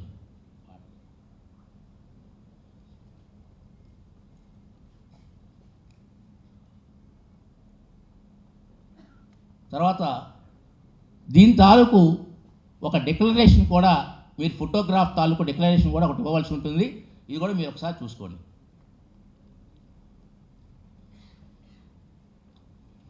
ఇక ప్రిలిమినరీ ఎగ్జామినేషన్ అంటే RO గారు మీరు నామినేషన్ ఇచ్చిన వెంటనే నామినల్గా ఒకసారి అన్నీ చెక్ చేసుకోవడం జరుగుతుంది. సో దాంట్లో ఎంట్రీస్ అన్ని ఎలక్ట్రోల్ రోల్ ప్రకారం మీరు చెప్పిన దాని ప్రకారం సరిపోయినాయా, ప్రపోజల్ ఒకసారి ఉన్నారని ఒకసారి నామినల్గా చూడటం జరుగుతుంది. దీంతో పాటు form A and form B ఒకవేళ మీరు పోటీ చేసే అభ్యర్థులు పార్టీ తాలూకు అభ్యర్థులు కనుక అయితే తప్పనిసరిగా ఫారం A అండ్ B ఇవ్వవలసి ఉంటుంది. ఫారం A ఇంతకుముందు ఏం చేసేవాడు, ఈ ఎలక్షన్లో చిన్న సవరణ ఉంది. ఇంతకుముందు ఫారం A CEO గారు ఆఫీసులో ఇచ్చేవాళ్ళు, ఫారం B వచ్చి మాత్రమే ఇక్కడ రిటర్నింగ్ అధికారి గారు ఇచ్చేవాళ్ళు. ఆ ఏని CEO గారు ఇక్కడికి పంపేవారు. కానీ ఈసారి అట్లా కాదు. పోటీ చేసే అభ్యర్థులు form A, form B both రెండు కూడా మీరు ఎటుగుడి CEO ఆఫీసులో ఇస్తారు. CEO గారు ఇక్కడికి పంపాల్సిన పని లేదు. మీరే both form A and form B రెండు కూడా పార్టీ తాలూకు పోటీ చేసే అభ్యర్థులు రిటర్నింగ్ అధికారి గారికి ఇవ్వవలసి ఉంటుంది. దయచేసి అందరూ కూడా ఇది గమనించవలసిందిగా కోరుతున్నాను. Both form A and form B CEO గారి గతంలో ఇచ్చేసాం కదా వాళ్ళు పంపిస్తారులే అని చెప్పి మీరు B1 రిటర్నింగ్ అధికారికి ఇవ్వడం అనేది కరెక్ట్ కాదు. అది both A and B ink signed కాపీలు ఇవ్వాలి. జిరాక్స్ కాపీలు పనికిరావు. దీనికి కూడా provision last date of making నామినేషన్ల చివరి రోజున మాత్రమే ఆ ఫారం A, Bలు రావాల్సి ఉంది. లాస్ట్ డేట్ మీరు 18వ తారీఖు ఒకవేళ నామినేషన్ పార్టీ తరపున ఫైల్ చేసి ఇచ్చినా మీకు గడువు మేము ఎటుగుడి నోటీస్ ఇస్తాం. మీరు ఇంకా మాకు ప్రొడ్యూస్ చేయలేదని చెప్పి నామినేషన్ ఇచ్చిన రోజునే మీరు ఫారం A, B ఇవ్వలేదని ఇస్తాం. మీరు ఆ ఫారం A, B ఏ రోజులోపు ఇవ్వాలి అంటే last date of making nomination రోజున ఇవ్వాలి. తర్వాత నామినేషన్ ఇచ్చారు, ఫారం 26 ఇచ్చారు. ఒకవేళ ఇంకా ఏదైనా వాటి తాలూకు ఏదైనా ఎక్స్ట్రాక్ట్ కాపీలు ఉన్నా SC/ST నియోజకవర్గంలో అభ్యర్థి అయితే వాటి తాలూకు ఎక్స్ట్రాక్ట్ కాపీలు ఇవన్నీ మీరు ప్రొడ్యూస్ చేసి మొత్తం ఇచ్చినప్పటికీ ఓత్ అనేది కంపల్సరీ. ఈ ఓత్ అనేది తప్పనిసరిగా పోటీ చేసే అభ్యర్థి మనకి ఇచ్చినటువంటి ఎన్నికల నిబంధనలో తప్పనిసరిగా ఓత్ ఎఫర్మేషన్ చేయవలసి ఉంది. ఇది రిటర్నింగ్ అధికారి గారి ఎదుటే చేయవలసి ఉంటుంది. ఒకవేళ ఎక్కడైనా వేరు వేరు సందర్భాల్లో కొన్ని ఉంటాయి, కానీ సాధ్యమైనంత వరకు అవి ఇక్కడ మనం చర్చించుకోవాల్సిన సమయం అవసరం లేదు. అందరూ కూడా ఇక్కడికే వచ్చి ఫైల్ చేస్తారు కాబట్టి ఆల్మోస్ట్ ఆల్ రిటర్నింగ్ అధికారి గారి ఎదుటనే ఓత్ ఎఫర్మేషన్ చేయవలసి ఉంటుంది. ఒక ఓత్ సరిపోతుంది. అది చక్కగా తెలుగులోనో ఇంగ్లీష్లోనో దాన్ని ఆ కాపీ దగ్గర పెట్టుకొని రిటర్నింగ్ అధికారి మీకు చదివించి చేయిస్తారు. ఓత్ ఆ రిటర్నింగ్ అధికారి గారే చేస్తే వారే దానికి ఓత్ అఫర్మేషన్ సర్టిఫికేట్ కూడా ఇవ్వడం జరుగుతుంది అక్కడ. తర్వాత ఈ ఓత్ అయిపోయిన తర్వాత 4 నామినేషన్లు వేశారనుకోండి, 4 సార్లు ఓత్ చేయాల్సిన పని లేదు. అంటే ఒక క్యాండిడేట్ మ్యాక్సిమం నెంబర్ నామినేషన్ దాఖలు చేసుకోవడానికి ఒక సీలింగ్ లిమిట్ ఉంది, దట్ ఈస్ 4. 4కు మించి వేయకూడదు. ఒకసారి ఓత్ చేస్తే చాలు, ప్రతిసారి ఓత్ చేయవలసిన అవసరం లేదు. కాబట్టి ఒకసారి మొదలు చేసి మిగిలిన 2 నామినేషన్లకి మరల పదే ఓత్ చేయవలసిన అవసరం లేదు. ఒక ఓత్ సర్టిఫికేట్ సరిపోతుంది. అట్లాగే 4 నామినేషన్లకి సంబంధించిన దాంట్లో కూడా మీరు సెక్యూరిటీ డిపాజిట్ ఒకదానికి కడితే మిగిలిన 3కి కట్టవలసిన అవసరం లేదు. 1 ఈజ్ ఎనఫ్. తర్వాత అథారిటీసు ఆర్ఓ గారు కాకుండా ఇంకెవరైనా చేయొచ్చుంది. ఇక్కడ అప్రస్తుతం కాబట్టి నేను దాని గురించి చర్చించట్లేదు. ఇక్కడ ఉన్నటువంటి లాయర్స్, అడ్వకేట్స్ అందరూ కూడా అవగాహన ఉంది, దాని ప్రకారం మనం ఫాలో అవుతుంది. Action by RO on receipt of nomination, ఇది మీకు అవసరం లేదు. అంటే ఆర్ఓ గారు మీరు అన్నీ ఇచ్చిన తర్వాత ఆయన ఎన్ని స్టెప్పుల్లో దాన్ని చేసుకుంటారు. స్టెప్ 1, ఇచ్చిన వెంటనే మీరు ఇచ్చిన నామినేషన్ తీసుకున్న వెంటనే టైము, దాని డేటు, వారి ఇనిషియల్ వేసుకోవటం, తర్వాత రన్నింగ్ సీరియల్ నెంబర్, ఆ రోజు వచ్చిన వాటికి మొత్తం కూడా కంటిన్యూగా వెళ్ళిపోతుంటుంది, ఆ సీరియల్ నెంబర్ ఇవ్వటం. అలాగే పార్ట్ 4 నామినేషన్ ఫారంలో ఒక 8 పార్ట్లు ఉంటాయి. దాంట్లో పార్ట్ 6లో నామినేషన్ ఫారము మీరు ఇచ్చిన దానికి ఎకనాలజ్మెంట్ ఇవ్వడం అనేది, అది ఇమీడియట్గా మీరు ఇచ్చిన తర్వాత ఆర్ఓ గారు సంతకం పెట్టి ఇవ్వడం జరుగుతుంది. అలాగే నోటీస్ వెన్యూ అలాట్మెంట్ ఆఫ్ సింబల్కి సంబంధించినటువంటిది ఇమీడియట్గా ఒక నోటీస్ ఇవ్వటం. అలాగే స్టెప్ 5 అని చెప్పి మీ దాని తాలూకు hand over copy to candidate, ఒక ఇన్స్ట్రక్షన్స్ కాపీని మీకు హ్యాండ్ ఓవర్ చేయడం జరుగుతుంది. అలాగే ఇంకేదన్నా డిఫెక్ట్స్ కానీ ఇంకేదన్నా ఉన్నా కూడా ఒకసారి జాగ్రత్తగా అవన్నీ కూడా చూసుకొని, ఫలానా మీరు ఫారం ఏ-బి ఇవ్వలేదని, లేకపోతే కాపీ ఎక్స్ట్రాక్ట్ ఆఫ్ SC/ST కానీ అలాంటివి ఏదైనా ఇవ్వకపోతే ఆ నోటీస్ కూడా ఇవ్వడం జరుగుతూ ఉంటుంది. మీ యొక్క స్పెసిఫిక్ సిగ్నేచర్ తీసుకోవడం జరుగుతుంది. తర్వాత బ్యాలెట్ పేపర్లో మీది ఎట్లాగా మీ పేరు నమోదు కావాలో అన్నది కూడా మీ దగ్గర తీసుకోవడం జరుగుతుంది. ఆ తర్వాత మీ దగ్గర తీసుకున్న తర్వాత సెక్షన్ 127A, ఇందాక కమిషనర్ గారు రాగానే చెప్పారు, ఆ పబ్లికేషన్కి తాలూకు ఉన్నటువంటి 127A ఇవ్వడం జరుగుతుంది. తప్పనిసరిగా మీకు డే టు డే ఎక్స్పెండిచర్ తాలూకు రిజిస్టర్ హ్యాండ్ ఓవర్ చేయడం జరుగుతుంది. ఏ రోజైతే మీరు నామినేషన్ వేశారో ఆ నామినేషన్ తీసుకున్నప్పుడు మీకు ఎకనాలజ్మెంట్తో పాటు ఇవ్వడంతో పాటు ఈ రిజిస్టర్ కూడా మీకు హ్యాండ్ ఓవర్ చేయడం జరుగుతుంది. ఒక చెక్ లిస్ట్ పెట్టుకొని ఈ చెక్ లిస్ట్లో మీకు అది కూడా ఇవ్వడం మేము వెరిఫై చేసుకొని మీకు ఇవ్వడం జరుగుతుంది, ఒక కాపీ. సో ఆ కాన్స్టిట్యున్సీలో మీ serial number of the nomination paper ఏ రోజు ఫైల్ చేశారు, దాంట్లో అఫిడవిట్ 26 ఇచ్చారా ఇవ్వలేదా, ఇస్తేనేమో ఎస్ అని రాస్తారు, ఇవ్వకపోతే నో రాసి దాని తాలూకు చెక్ లిస్ట్లో మెన్షన్ చేయడం కూడా జరుగుతుంది. అదిగా ఎలక్ట్రల్ కాపీ ఆ కాన్స్టిట్యున్సీలో కాకుండా పోటీ చేసే అభ్యర్థి బయట కాన్స్టిట్యున్సీ అయితే ఆయనే తీసుకొచ్చి ఇవ్వాల్సిన బాధ్యత కాబట్టి వారు ఇచ్చారా ఇవ్వలేదా, ఇస్తే అక్కడ ఎస్ అని రాస్తారు, ఇవ్వకపోతే నో అని రాస్తారు. ఫారం ఏ-బిలు అదే రోజున ఇచ్చారా ఇవ్వలేదా, సో దాని తాలూకు కూడా ఒకసారి పక్కన ఎస్ఆర్ నో రాసి జరుగుతుంది. క్యాస్ట్ సర్టిఫికేట్ ఒకవేళ SC/ST రిజర్వ్డ్ కాన్స్టిట్యున్సీలో కనుక పోటీ చేసే అభ్యర్థి అయితే క్యాస్ట్ సర్టిఫికేట్ ఇచ్చారా ఇవ్వలేదా. సెక్యూరిటీ డిపాజిట్ పార్లమెంట్ తాలూకు అభ్యర్థి అయితే 25,000 రూపాయలు, అసెంబ్లీ తాలూకు అభ్యర్థి అయితే 10,000 రూపాయలు కట్టారా లేదా, ఆ security deposit SR no. Cash తీసుకోవడం జరుగుతుంది, చెక్కు కానీ డీడీలు కానీ ఆ రోజున ఎటువంటివి యాక్సెప్ట్ చేయబడవు. అందరికి కూడా అవగాహన ఉంది. ఓత్ అఫర్మేషన్ చేశారా చేయలేదా, సో ఇవన్నీ కూడా ఈ చెక్ లిస్ట్లో 7 ప్రధానమైన అంశాలు ఉంటాయి. వీటన్నిటికీ రాసి మీకు సంతకం పెట్టి ఇవ్వడం జరుగుతుంది. ఆ చెక్ లిస్ట్లో ఉన్న అంశాల్లో మీరు ఏవైతే ఒమిషన్స్ ఉన్నాయో ఆ ఒమిషన్స్ కూడా ఇక్కడ రాస్తారు. ఫలానా ఫారం ఏబీలు రాలేదని, copy extract of cash certificate ఇవ్వలేదని, ఇవన్నీ కూడా దాంట్లో మెన్షన్ చేసి మీ సంతకం పెట్టి మీ చేత కూడా పెట్టించుకొని ఆర్ఓ గారు మీకు హ్యాండ్ ఓవర్ చేయడం జరుగుతుంది. అవి ఏ రోజైతే మీరు హ్యాండ్ ఓవర్ చేయాలని దాంట్లో మెన్షన్ చేశారో ఆ రోజులోపు చేసుకొస్తేనే మీ నామినేషన్ పత్రం వ్యాలిడ్ అవుతుంది, లేకపోతే అది ఇన్వ్యాలిడ్ కింద వెళ్ళిపోతుంది. సో ఇది కూడా మీకు అవగాహన ఉంది. పార్టీ తాలూకు అభ్యర్థి ఏబీల్ని తప్పనిసరిగా లాస్ట్ మేకింగ్ ఆఫ్ నామినేషన్ మధ్యాహ్నం 3 గంటలలోపే ఇవ్వాలి. తర్వాత వచ్చినా కూడా అది వ్యాలిడ్గా నమోదు చేయబడదు. ఎకనాలజ్మెంట్ అన్ని కూడా ప్రాపర్గా ఇవ్వడం జరుగుతుంది. ఇవన్నీ కూడా చాలా పకడ్బందీగా.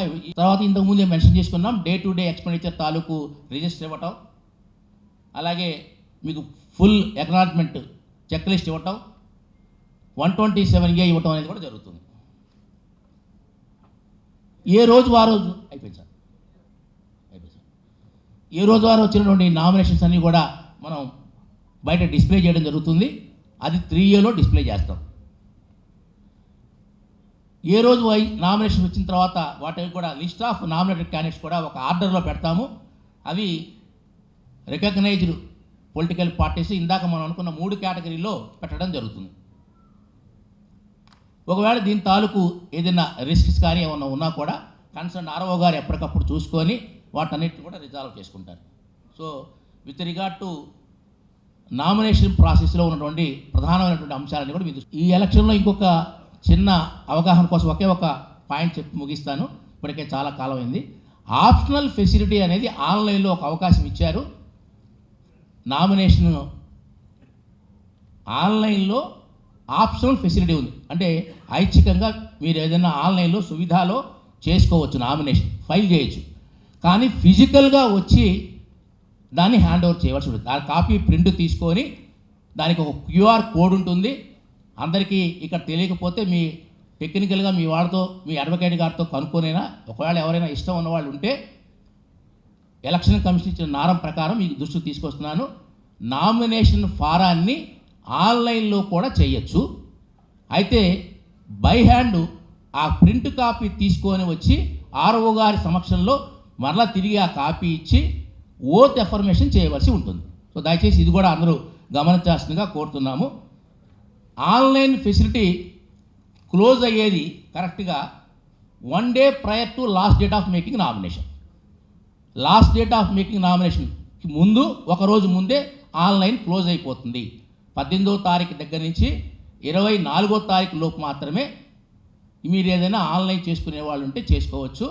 ఆ ఆన్లైన్ చేసిన తర్వాత మేము ఆన్లైన్ చేసామని చెప్పి డైరెక్ట్గా ఫిజికల్ కాపీ చేయకుండా ఓత్ ఇన్ఫర్మేషన్కి వస్తే అది కరెక్ట్ కాదు, అది మ్యాండేటరీ. దయచేసి అందరూ కూడా గమనించాల్సిందిగా కోరుతున్నాం.